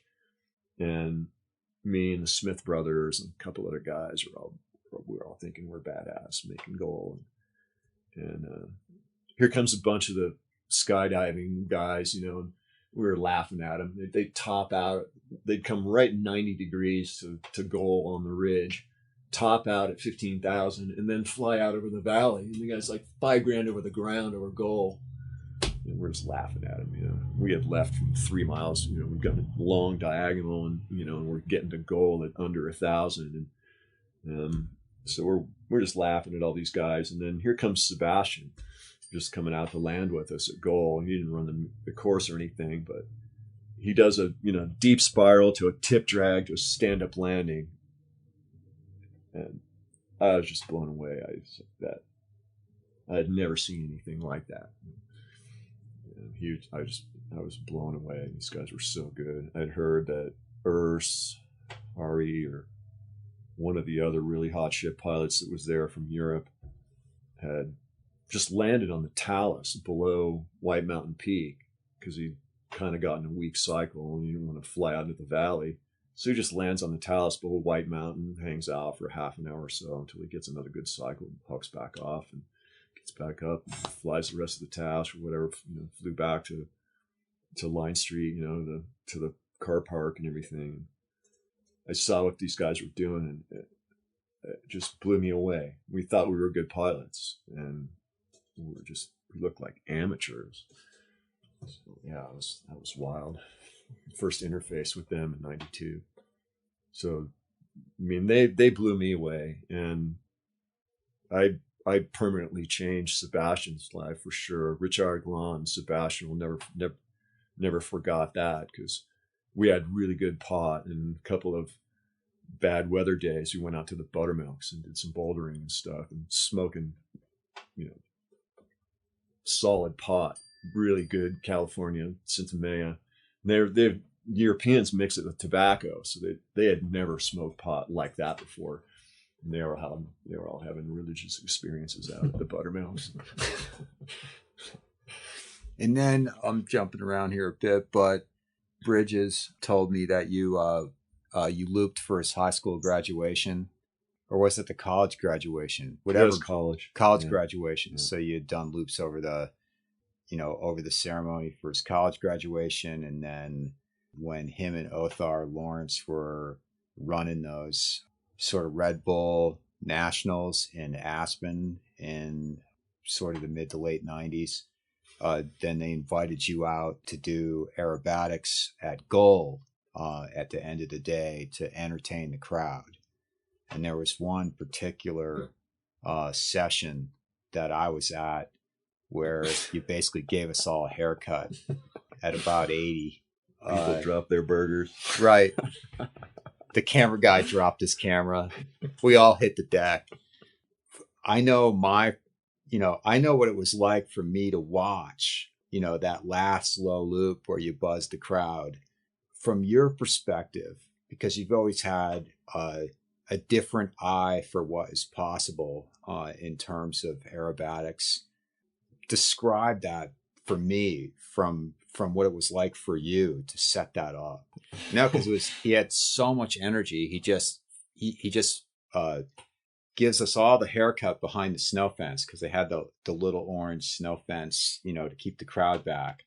And so he comes right at the fence when he bottoms this loop out at about 10 feet off the ground, and he's doing 80 miles an hour, and he just like rockets at us. Yeah. And climbing, like mad. But from our perspective, he was just gonna decapitate us all. God, the sound must have been awesome. Yeah, and then he just comes. So we all just instinctively like hit the deck. Even the guy with the big shoulder-mounted camera, everybody hits the deck, and then he just comes like, it sounded like an F-16 coming right over your head. He comes over our head, friggin' does his base leg, and just lands in the field. Because he climbed out like 50 feet. With all the energy, and it was like, oh, just like nothing. And so we were all going, that was the most awesome thing I've ever seen. And then Oath Arm Bridges were like, well, probably shouldn't have him do that again. Not too much margin left there to play with. No, it's like, I would say the town isn't quite ready, because it's not just competitors out there. It says town isn't quite ready for that. The Villeneuve, that was, I think, the last aerobatic meet you've gone to, isn't it? Yeah. Telluride ended in 03 or 99. That was the last aerobatic meet. And RC Dave and I had started training judges here. And I'd done practice runs here, and then we had the Crestline Massacre, and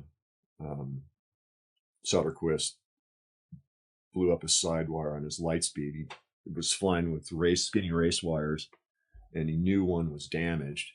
And then there was that guy, I can't remember his name now, but the guy came down from Santa Barbara, and RC Dave and I had vetted him. We talked to John Granold and some of the guys that had known him for a while. This guy had been flying sensors for 20 years and had just bought a T2. And I didn't know him. Dave didn't know him. So we talked to guys we knew. We talked to Granold. And Granold said, yeah, he's been doing crappy wingovers for 20 years. He should be okay. So we had me and Heine and Chris Bolfin, all of the top competitors around Southern California were in reverse scoring order up on Crestline, and we were sending guys off. We had 8 guys, I think, with smoke. So we were running it like a competition, but it was a judges training thing. It was just fun. So when the guy in the window pops a smoke, the next guy is off launch, right? And first couple of guys are like Dusty's flying a Falcon, and then the more advanced pilots started, coming up in the queue. And this guy, because he had a brand new Talon, was about like number 5. And then Dino was behind him, and Eric Clockboy was behind him, and then it was Chris and John and me. And I couldn't see what happened. It was hazy enough to where I couldn't see what happened, but my girlfriend Doriandra was in the landing zone, and this guy from Santa Barbara goes up and does a couple 3 crappy wingovers. He got about 130 degrees over the top, but he just sat there with the bar out. So the guy would go to 130 degrees and then not pitch around, and it would just kind of side slip. And did a couple of these really horrible 130 degree maneuvers that ended up in nearly 90 degree side slip like that, until one of them stayed 90 degrees like that. It went from 130 degree bank to 90 degrees knife edge like that for about 5 seconds. And then it tucked under and just clapped the wings together like that. And I'm not sure exactly what happened, if he fell into the bar and hit a wire or bar, and that's what caused the failure. But he ended up sandwiched between the wings. And then the thing kind of tumbled like that and went like this with him on the outside. And all I saw was his right arm out and him at the end of the clap together wings like that, doing the maple seed spin all the way into the ground with no attempt to get a reserve. And the next pilot was Soderquist. Soderquist has the damaged wire. He does a couple of loops, a spin, and then exits a spin from the stall with a really big dive, and the thing broke barely nose up. It had almost no load on it. It's like 10 degrees nose up, and the sidewire fails on one side. Claps the wings together like that. It does some sort of weird little permutation like this and rips the keel out of the glider. Now he's skydiving with the control bar and throws his reserve and does a near free fall deployment. They both died? No, Soderquist survived. The other guy died at the scene. But then I went to Villeneuve. I guess the two events are somewhat unrelated. But I took 154 Talon with the shorter wires to Villeneuve and did the twister thing that they all freaked out about. They loved seeing that. The announcer in the Guillermo Barros video thing is like, oh, la twister. You know, they're just freaking out, you know, typical probably drunk announcer, but nobody ever seen anything like that. And I was getting that glider to roll 180 just effortlessly. And I love those things. I mean, they're doing a $120 straight down, and I can push the nose up and climb 150, 200 feet and still have airspeed and control and nail roll, and the thing would roll. Just do these amazing rollovers. I get 180 rollover right in front of them. The thing just snaps around, and it looks really cool. So they love that. And I'd never competed over water before. So on Saturday, I experimented with setting up over the water and landing on the raft Saturday and then crash Sunday. But I'd done several other flights with the camera. Somewhere I got 35 millimeter film pointed straight up like this over the Lake Geneva, looking to the east on that glider. And I had landed in this, like, there's the raft and the little harbor, and then there was this pile of riprap with about 100 yards by 60 feet wide of flat ground right next to it with the marsh and the lake and the eucalyptus trees. And I stuck the thing in there a couple of times, mounted my camera, looped as low as I could, squeaked over the mast of the marina, and then stuffed the thing into that little field right there. And did that like Thursday and Friday. And then Saturday, I missed the raft and did that one loop where I started doing loops, you know, over the raft and came down and kind of finished up about 300 or 400 feet up, and then moved where I pointed straight at the crowd. And I did one more, and I was still really high. So I did one more, and I was still really high. So I did one more, and on the second one, I pulled up about 6 feet off the water like that, and still had enough energy to do a 180 and overshoot the raft by like 100 feet. And that was Saturday. And then Sunday, I thought, well, I'm going to line up a little farther away, and I'm not going to stop. I'm just going to keep doing the maneuvers. So the last maneuver is like at Aspen. You know, I complete the one maneuver, and I decide, okay, this one is the last one. And when I come over the top, as soon as I pick up the ground, as soon as the glider gets about 20 or 30 degrees nose down like that, inverted, I can pick up the ground and start judging and extending that dive. And I extended the dive kind of thinking that maybe I would put my hand down and drag my hand in the water at $120. And I remember starting to pitch up. I remember looking up at the trees like that, and the reserve container hit the water. As I was pulling G's like that, I've looked at the video really close, so you can see it. The reserve, my chest hits the water first, and then the base tube, and then, you know, as soon as the reserve container hits the water, it's just everything came to a stop just instantly. And and I vaguely remember floating up in front of the leading edge, going, "Oh fuck, what just happened?" You know. And then then the boat's right there. And the worst injury that I got of the whole event was when they dragged me up over the rail of the boat. It's like it's 1-inch aluminum gunnel on the boat, and just got my side got all fucking gouged up from when they dragged me over the edge of the boat. it rung my bell pretty good. But I had broken up with a girlfriend. I'd been seeing Stephanie for 4 years, and that had just kind of all exploded. And Cirrus had come over, so I'd been wearing dark glasses. And on the way out, I took them off and put them in the harness. So there was a bunch of like fucked in the head and perception things that I had done to sabotage myself. You know, that's what it was. I literally had thought that I'll drag my hand in the water at 100 miles an hour. Missed it by that much. Forsons calls it my Maxwell Smart move. So, Mitch, let me ask you a couple just rapid fire questions. You don't have to answer them fast. Take your time, but just a few things. You've heard the show a bunch. You know these are coming. But if you look back at your incredibly long career, what would you change if you could? God, that's a tough one. I don't know. Everything or nothing? It's hard to say. The career is such a big picture. You know, the career isn't just me. The career was my wife, my child, you know, all the people around me. I mean, there's a few things that I would change, but it would be bigger picture stuff that's actually not like career things. I would have bought a house cash a lot sooner, unchained myself from a mortgage a lot sooner, and had more time. Because one of the things that I really like about being up here is that I have time to help other people and not expect anything in return. You know, I would love to do, I wish there were dirtbag pilots like I was back then, but there aren't now. It seems like a more affluent community. And, you know, what I really love about the sport and what I love being a part of now is my Andy Hediger story. At the peak of my powers, and Adele sent me to Verbier, the pre-worlds in '93. And I wasn't ranked, but, you know, I'd won the U.S. Nationals, and I was the only one that wanted to go. Me and Jan were the only ones that wanted to and could go.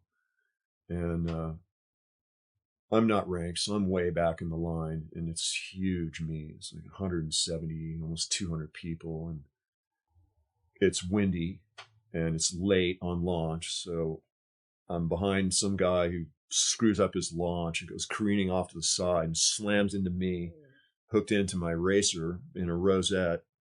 And I grab him and stabilize him, and he gets his glider sorted out and then proceeds to get plucked from the top launch at Verbier. It's, you know what that's like. It's steep. It's fucking windy.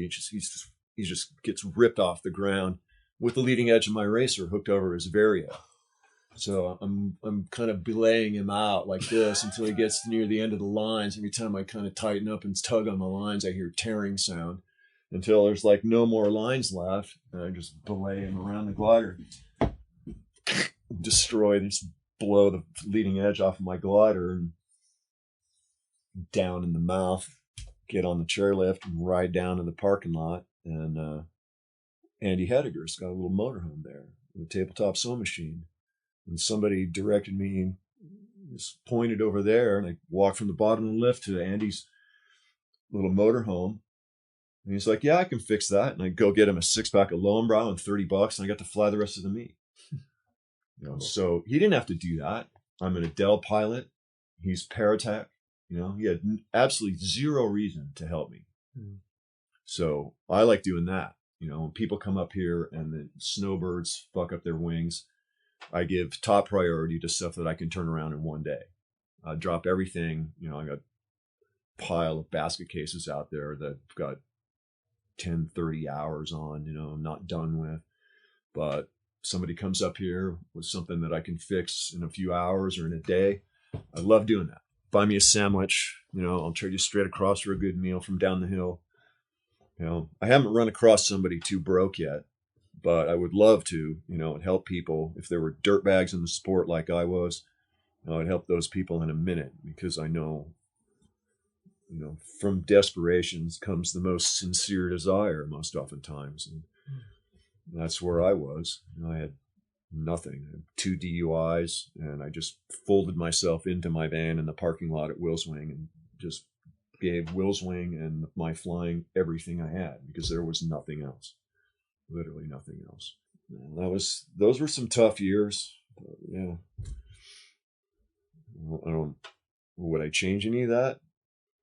I would probably not be trying to steal used tires drunk, which is how I think the cops found me and got my second DUI. Followed me from the used tire store, something like that, you know. Yeah, I would go back and change things like that, but Sure. 7 years living in the parking lot at Will's Wing, working there every day, I don't know if I would change that or not. I mean, that was some desperate dirtbag times, but I was living in my van when I won the aerobatic competition in Telluride in 1985.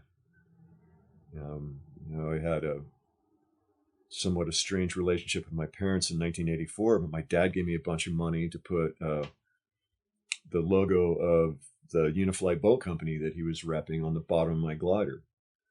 And I took that to Telluride in 1984 and got like second or third place. You know, and I didn't actually move into an apartment until 1987. Would I change anything like that? No, especially not now when the people that I know, the people that I admire that have come back around to be my good friends now. Larry Tudor, for one, we all lived in our cars for some period of time. We all poured our lives that deep into the sport, where it became all consuming to the expense of almost everything else, including family and relationships and everything like that. And I don't think there's any other way to do it and do really exceptional things.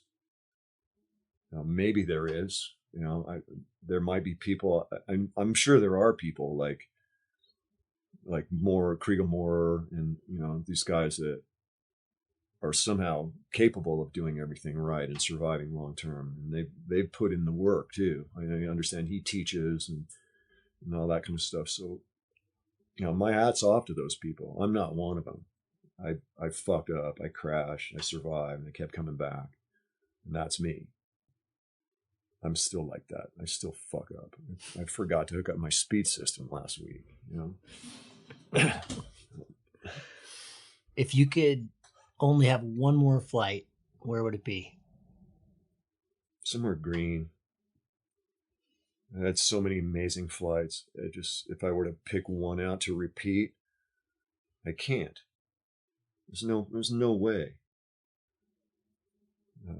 One of the most amazing flights I had was at Zillertal when I was in Europe with UP. I hopped off Zillertal on an Axis and did 96K, where I made that gap and then it was a northwest day.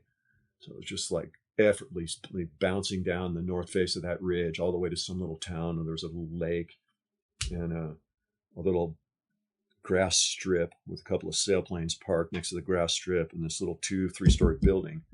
So I landed there and walked in, and it was a school building. It's like a grade school building. And I walked in just as school was getting out.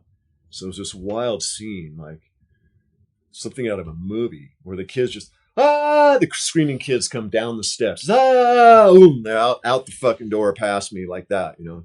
And then there's like one or two little kids standing there, and I'm a retarded gringo that doesn't speak much, you know, French or German.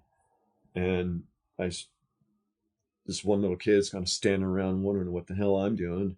So I go, hey, can you help me? I need to make a phone call to call my retrieve driver. And the kid's like, yeah, no problem. He goes over to the phone and what's the number? And I give him the number of the retrieve driver, and he dials it up and hands me the phone. And I tell the retrieve driver where I am and get the ride coming and hang the phone up and thank the kid for helping me out. And I complimented him on his English. And he puffs himself up and goes, yes, English is the language of the world. You know, this is from this little grade school kid, you know, little things like that. I would repeat that, you know, or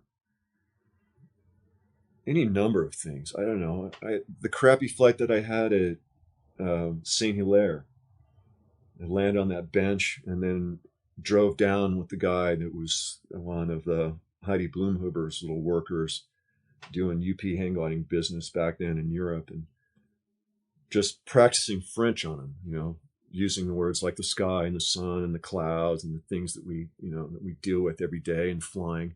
I mean, those are the amazing moments. Talking to people like that, trying to break the language barrier in 5 minutes, and just, the combination of the people and being high and up in the rare air with a few guys like you.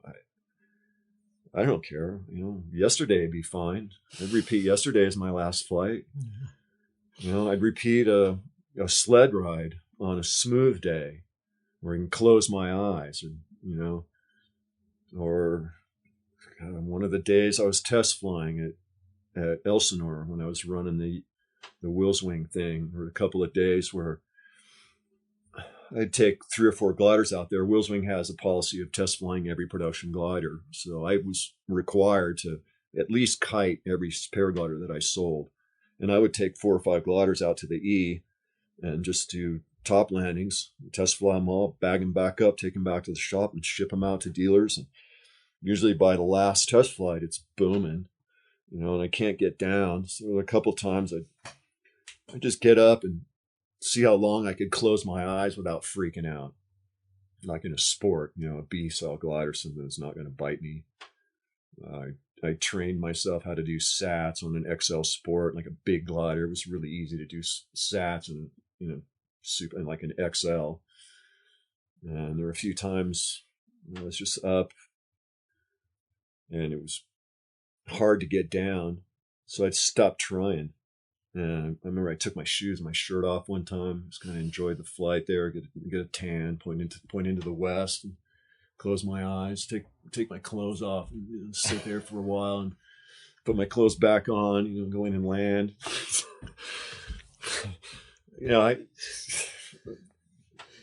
Let's put a whole like 5 or 6 of those together. And that would be a good last flight. Mm. Have you had anything recently, and by recent, say the last 10 years, something that's happened in flight or something that you've learned about flight that's just completely blown your mind?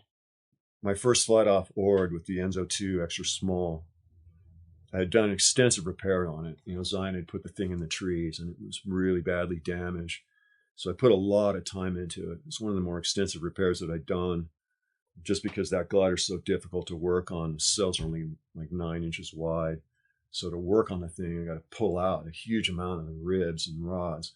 So I spent a good part of a week, on and off fixing that thing.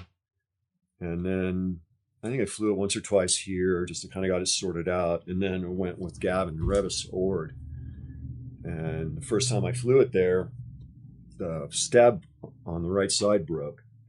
So it was mellow enough to top land it once, and I tried to do a fisherman's knot and relaunched it again from that gap where the hang gliders launched down below. We were launching off the peak above the hang glider gap, old launch.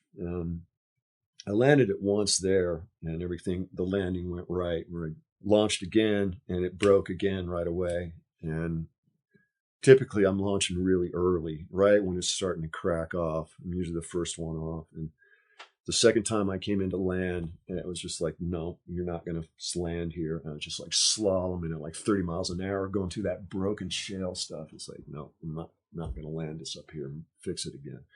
So I went out to the landing zone and got there pretty high because it had cracked off. And I just get to the landing zone, just kind of relax, and there's a big thermal. So I climb in it and I look over and I'm level with the top of the gaggle over launch.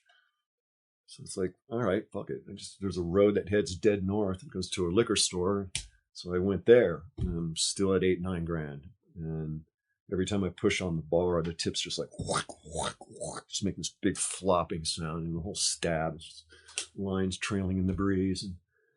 And so I get to the north end of the Hesperia area, and I'm stupid high, and I stop over this liquor store because Linda knew where that was. She had driven for us before, and I'd climbed out there before. And so I climbed out there, and then I went to that big mine where the windmills are north of the Victorville airport. And I got kind of low there, but I circled out and went back up like 10 grand there. I was looking at /X. I was thinking maybe I'll land at /X. And I got there, and now it's like booming. I wasn't even thinking about going down anywhere near /X. So I just continued on to the north side of Barstow, and north end of Barstow right there where the town is here, and then the Daggett Marine Base is there, and the road goes off to Calico, and there's 30 miles of nothing on the 15. So I augured down there. I'm just like, no, I ain't going farther than this. So I just spiraled down there and landed, and it was dead. It was like swirling. There's nothing. There's no wind. There's a 10-foot by 50-foot American flag that's like glued to the pole when I came in and land. It's 100 degrees, just hot, high density altitude. I come in and land the Enzo, pack it up, go get an ice cream sandwich at the Arco station. The guy was really kind to me, let me use their phone. And I called the retrieve driver and got Linda on her way and sat down in the shade of this abandoned restaurant to eat my ice cream sandwich. It was 20 minutes later that flag moved. So I got there 20 minutes ahead of the westerlies in that glider without ever using the bar more than about a third. And with the westerlies came Phil Weffinger and a couple other guys. I'm sitting there, and here they come. And the flag just cycles up once, and then kind of stays lightly ruffling out of the west 20 minutes after I hit the ground in that glider. So that to me is astounding. I'm at the top on that thing, and 20 minutes ahead are the westerlies at trim. It's just crazy. I want to fly one of these gliders against. I have some late 80s high performance hang gliders, so I'd like to get somebody, like get you guys, and go get one of my old king posted hang gliders and go do some racing. That would be fun. See what that would be like. Awesome. I want to take the GSX too. I have the GSX here. I want to take that and glide that against a Mojo, because I think a Mojo will smoke the GSX. And not only that, the Mojo will basically, the worst possible malfunction, you can basically go to sleep and the thing will reopen and turn less than 90 degrees. So that to me is really astounding. When you can have two gliders that look pretty close to the same. I mean, the GSX is big, wide open holes, kind of low aspect, chunky looking thing, next to a Mojo, where the Mojo will save your ass, where the GSX just wants to kill you. So I remember first flying with you, because we had all known of you, but I don't think I really got to fly with you until I started hanging out with you a bit at Elsinore back in the day. And you had this t-shirt, this black t-shirt, I remember, and it just was a black t-shirt with these white letters, and it said, "If you die, we split your gear." And you'd just be setting up your shit on launch while wearing that shirt. And I was like, whoa, that's really just saying what no one wants to admit. And because there was a mentality that went with that, because it was a totally true statement. But there was, I felt with you, there was a seriousness to going flying and an acknowledgement of what could happen whenever you do go flying. And, that shirt was basically putting it out there in the open. If you're going to pull the shit out of the bag, it's on. And so, if you don't mind talking about your mental approach to flying. Well, my mental approach is my attitude that's evolved from my history in the business. And, I say business because I never really was in the sport. I've always been in the business. I went right from my first year on the Raven to working at Willswing for 7 years. And I went through a burnout phase and got to experience witnessing death firsthand at 1985 at Chelan on the way up to Grouse. I was riding with Kells, and we went off to the Chelan airport after a flying day or on a non-flying day, and started playing around with the Duncan brothers had come out with the first prototype airborne trikes, and they were nice, big, heavy, powerful trikes, and we all tried aerotowing. I tried aerotowing. We had no idea what we were doing.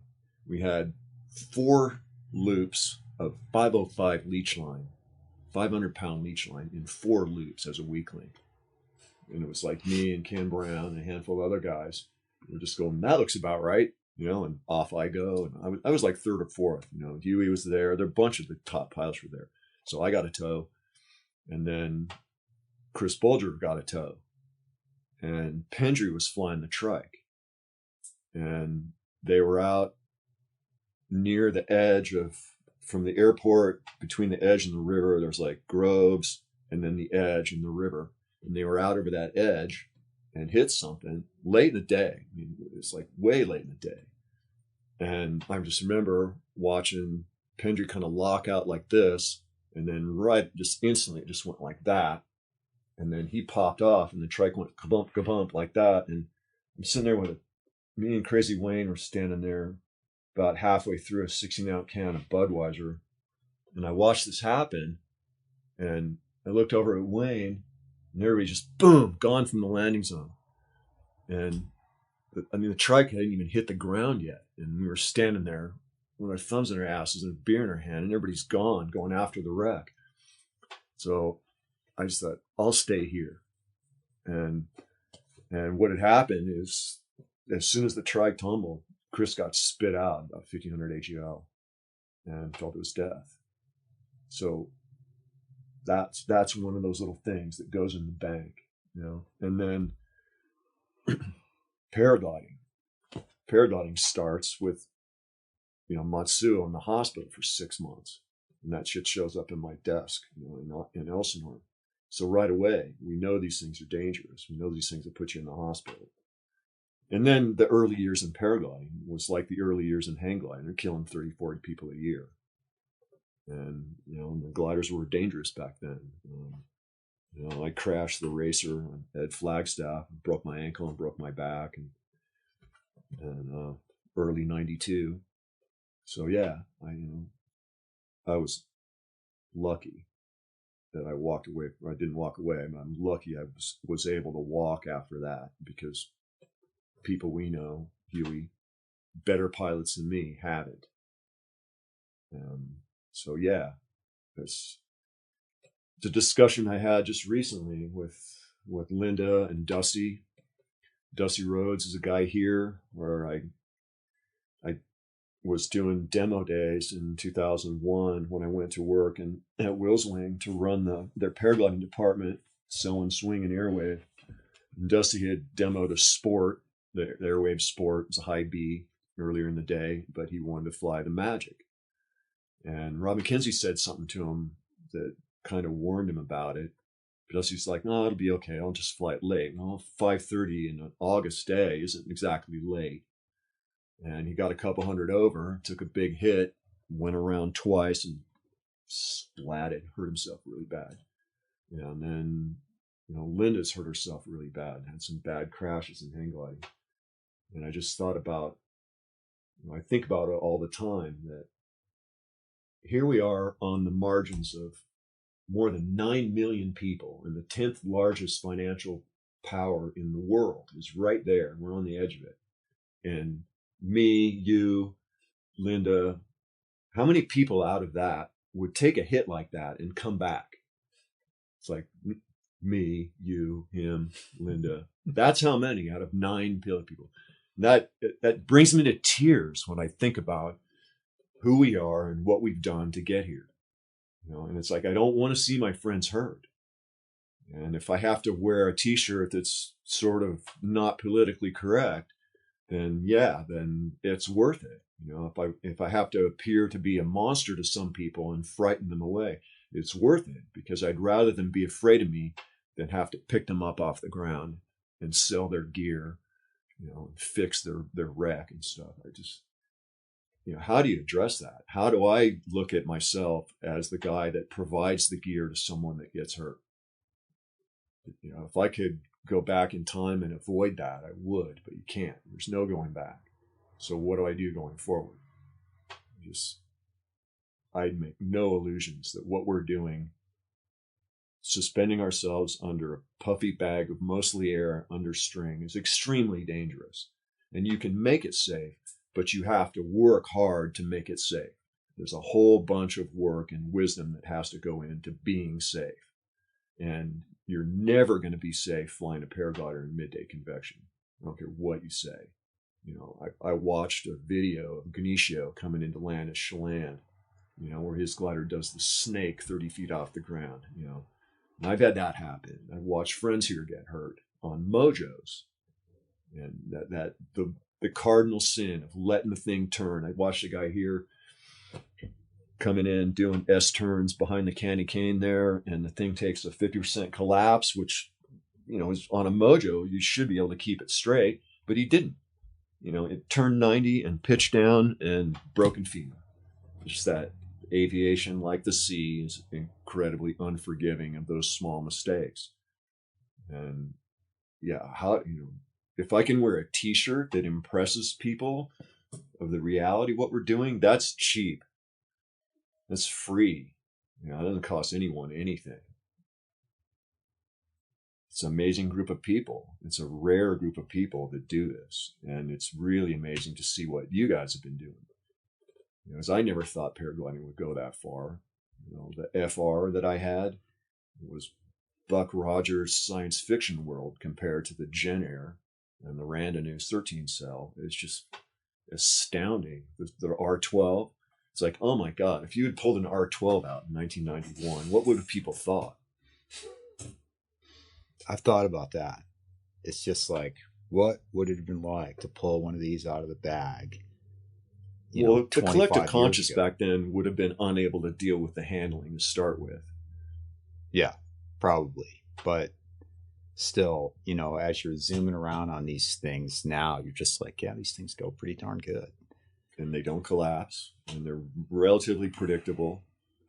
But as a conversation that I had with Robbie after I bought the R10, I just thought, well, this is a fascinating circular paradigm shift we've just experienced here, where in 1992 they gave me the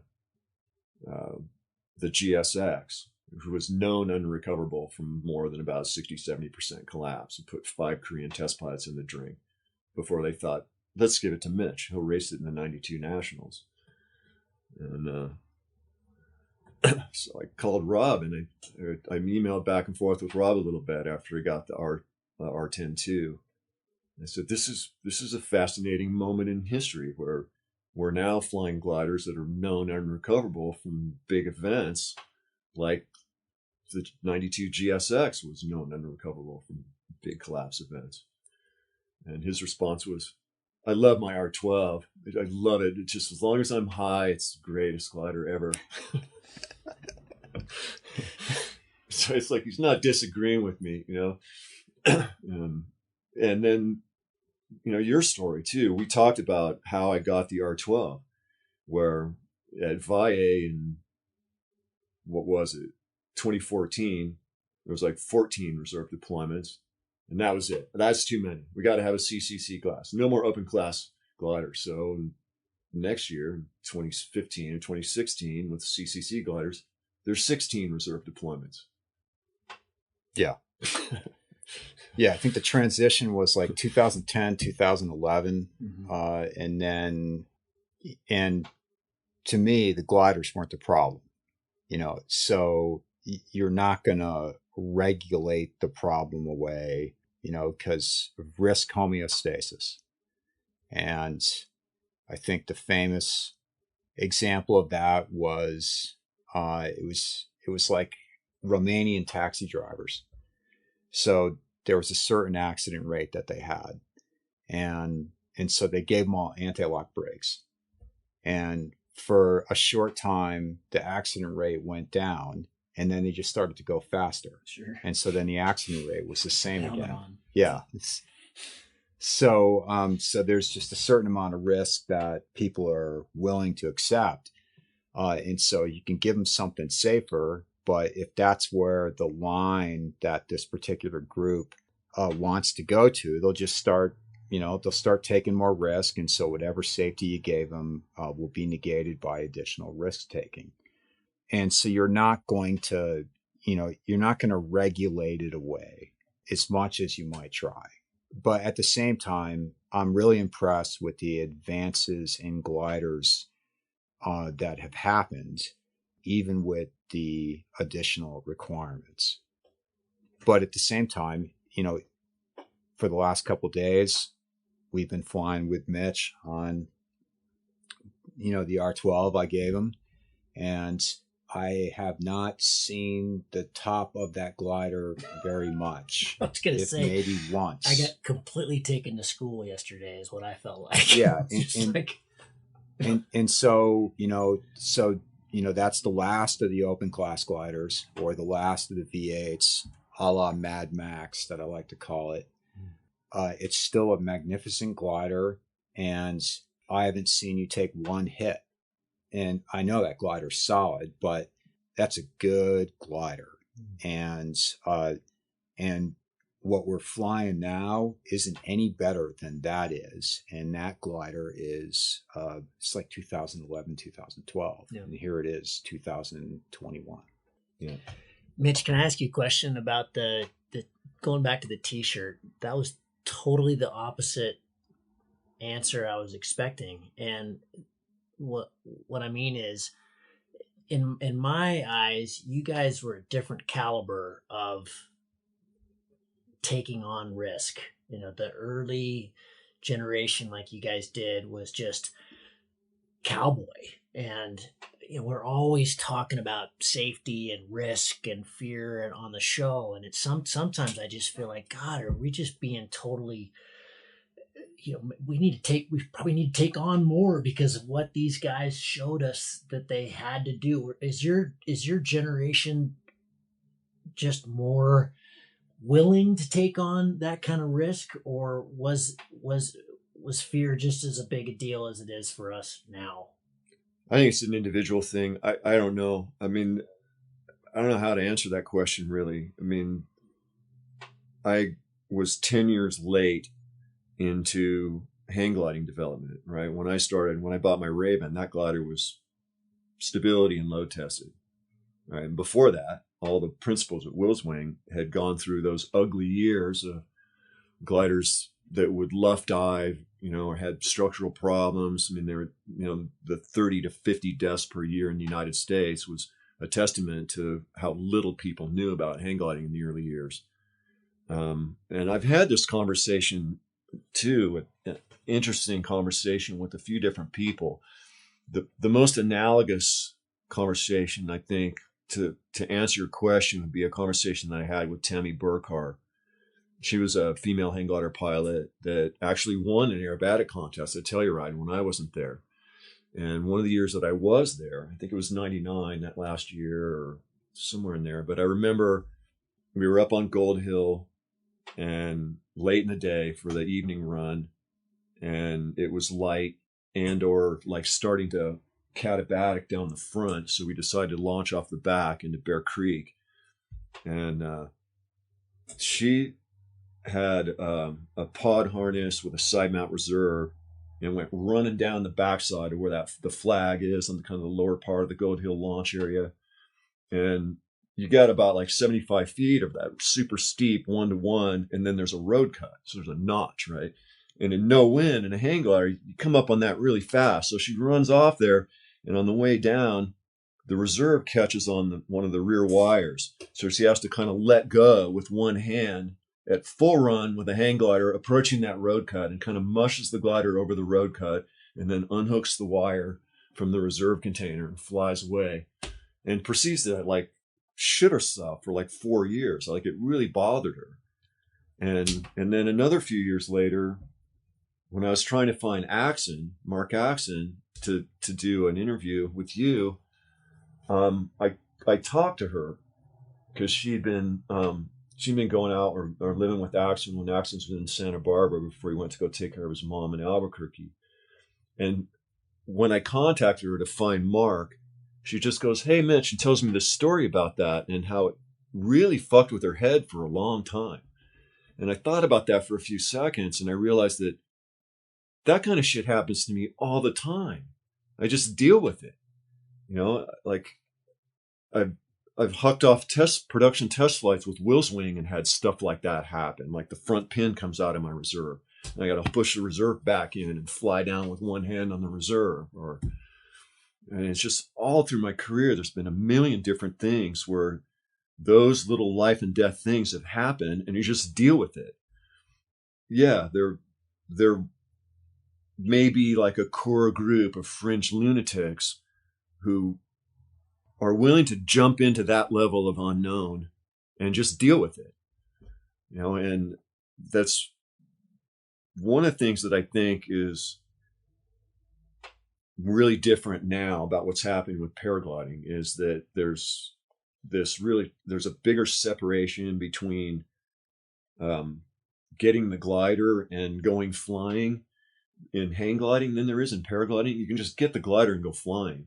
And so you don't get like 20 years of lore and history in the extended training period and stuff. You're just like, you're in the air. You bought your gear. It still smells new, and you're flying. You do a couple hours of ground handling. You're doing a sled ride off the hill late in the day. And so, you know, how can someone mentally prepare themselves for the really big chaos that happens in midday convective lift? There's such a huge gap between the early years of any kind of flying in convective air and the reality of midday in August. The danger is so orders of magnitude different. You can train for it by flying all the time, but you can never train for the chaos when it happens. Like that flight with JC off of Mazurka with Rick Masters. I was flying the Axis. I'd been production test flying for several years. I come into land and I'm slowing down and trying to hit this little salt pan. It's about this big, like that. And I'm just about to flare like that. And the glider goes up 10 or 15 feet and turns 90 degrees and it just spits me out. And I'm going that way. And you know, like with a paraglider, like that video of Ganesha landing at the Chelan Lakeside Park. It's like, you can't train for that. You can train for it by doing maneuvers and everything like that, but you can't train for a WAD at 25, 30 feet AGL. It's like, no, you have to have confidence and the ability and the training to deal with that stuff. And if you don't have that, then I think you're operating inside a delusional world where sooner or later, the illusion of safety is going to be shattered. Either that, or you'll go your whole career and be lucky. You know, I've been unlucky. I've slammed in 92. You know, launching the racer off of Miriam Crater. You know, I managed to do 2 meets in the Owens and never had an accident.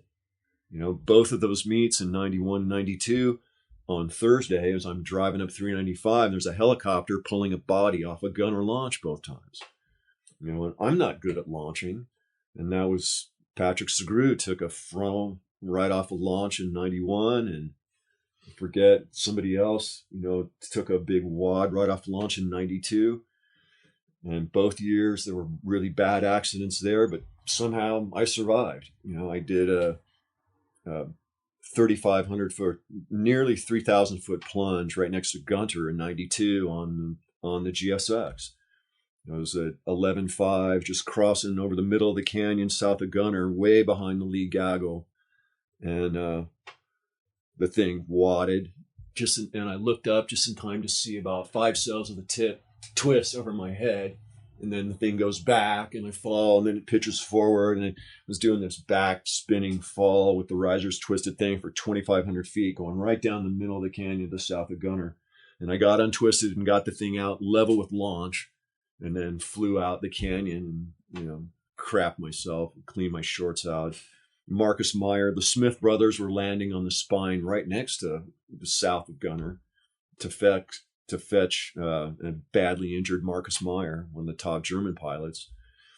You know, it's just like, yeah, I got exposed to so much death and injury and mayhem in the early years. There's no way I can escape it or remove it from my collective consciousness in paragliding.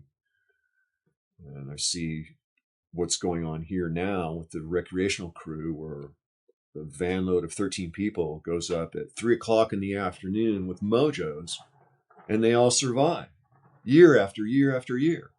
It's amazing, but it's a testament to, Russ and the guys at Ozone and all the guys that are involved in designing gliders, that they've designed something to fit that market that saves people's lives, and that the crew here, Marcelo and Noack and all the guys that are training here have a good enough understanding of what low time pilots can do on a glider like the Mojo, or on high A, low B, A level gliders, to where they're pulling that off. And that wasn't my history. The early gliders that I grew up with, were not safe to fly midday, not even close.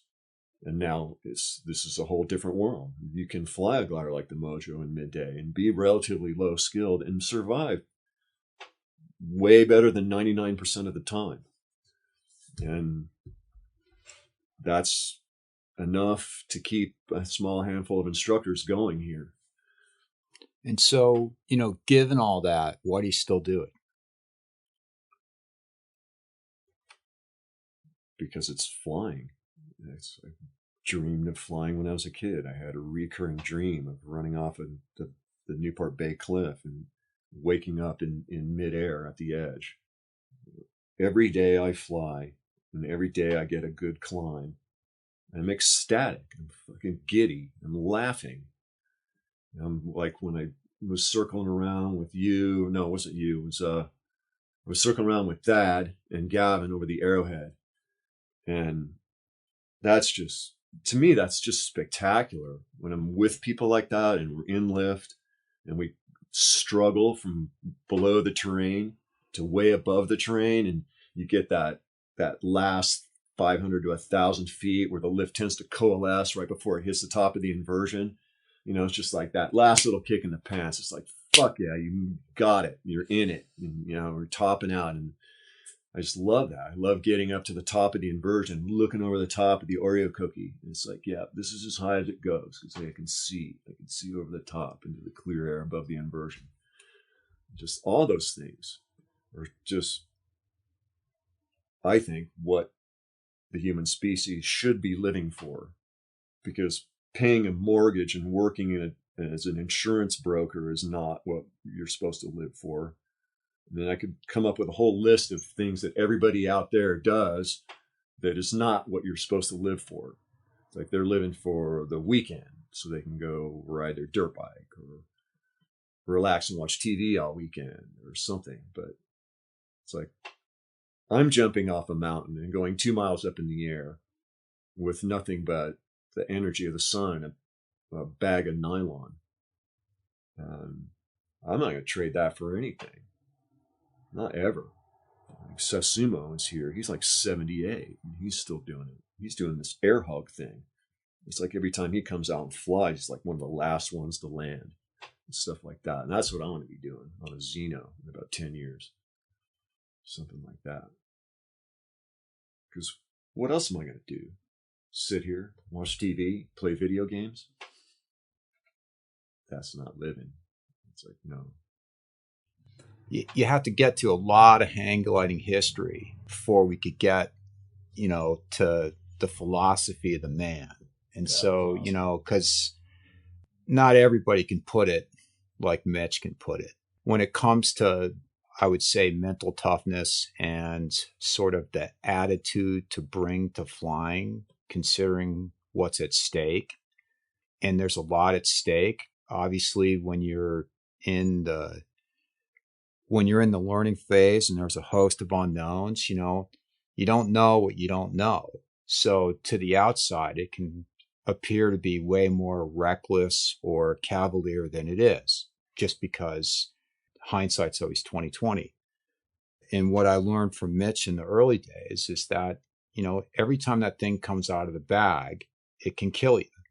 And if you're not approaching the sport just like that, you're not approaching the sport the right way. And being that the burn hand teaches best, you often have to learn that lesson the hard way. And Mitch had already learned it the hard way before I did. But I would say hanging out with him was sort of it was a wake-up call, sort of a reality check. And I had already had a lot of experience as a climber, but flying was new. And it turns out, at least back in the day with flying, it was even more important to come with the right attitude than the state climbing was in at the time, which was far more mature.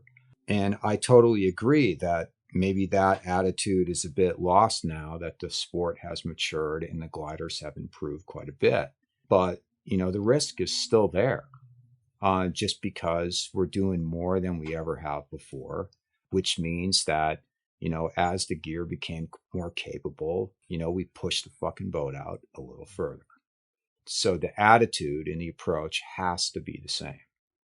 And then we've all gotten, I would say, our tests of fire. I've only broken my neck once due to paragliding, but nothing else gives you peace.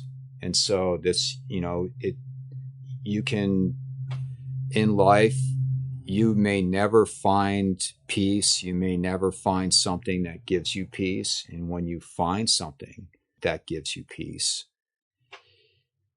it's the whole point of living. And if there's risk associated with it, so be it, because it's too special to let go, and you're not going to find peace again if you let it go.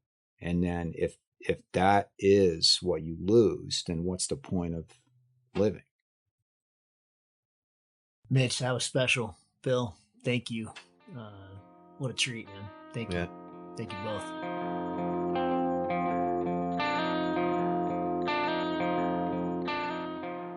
If you find the Cloud-Based Mayhem valuable, you can support it in a lot of different ways. You can give us a rating on iTunes or Stitcher, or however you get your podcast. That goes a long ways and helps spread the word. You can blog about it on your own website or share it on social media. You can talk about it on the way up to launch with your pilot friends. I know a lot of interesting conversations have happened that way. And of course, you can support us financially. This show does take a lot of time, a lot of editing, a lot of storage and music and all kinds of behind the scenes cost. So if you can support us financially, all we've ever asked for is $1 a show. And you can do that through a one-time donation through PayPal, or you can set up a subscription service that charges you for each show that comes out. We put a new show out every 2 weeks. So, for example, if you did $1 a show and every 2 weeks, it'd be about $25 a year. So way cheaper than a magazine subscription, and it makes all of this possible. I do not want to fund this show with advertising or sponsors. We get asked about that pretty frequently, but for a whole bunch of different reasons, which I've said many times on the show, I don't want to do that. I don't like having that stuff at the front of the show. And I also want you to know that these are authentic conversations with real people, and these are just our opinions, but our opinions are not being skewed by sponsors or advertising dollars. I think that's a pretty toxic business model. So I hope you dig that. You can support us. If you go to cloudbasedmayhem.com, you can find the places to support. You can do it through patreon.com/cloudbasedmayhem. If you want a recurring subscription, you can also do that directly through the website. We've tried to make it really easy, and that will give you access to all the bonus material, little video casts that we do and extra little nuggets that we find in conversations that don't make it into the main show, but we feel like you should hear. We don't put any of that behind a paywall. If you can't afford to support us, then just let me know and I'll set you up with an account. Of course, that'll be lifetime, and hopefully you're being in a position someday to be able to support us. But you'll find all that on the website. All of you who have supported us or even joined our newsletter or bought Cloud-Based Mayhem merchandise, t-shirts or hats or anything, you should be all set up. You should have an account, and you should be able to access all that bonus material now. Thank you so much for listening. I really appreciate your support, and we'll see you on the next show. Thank you.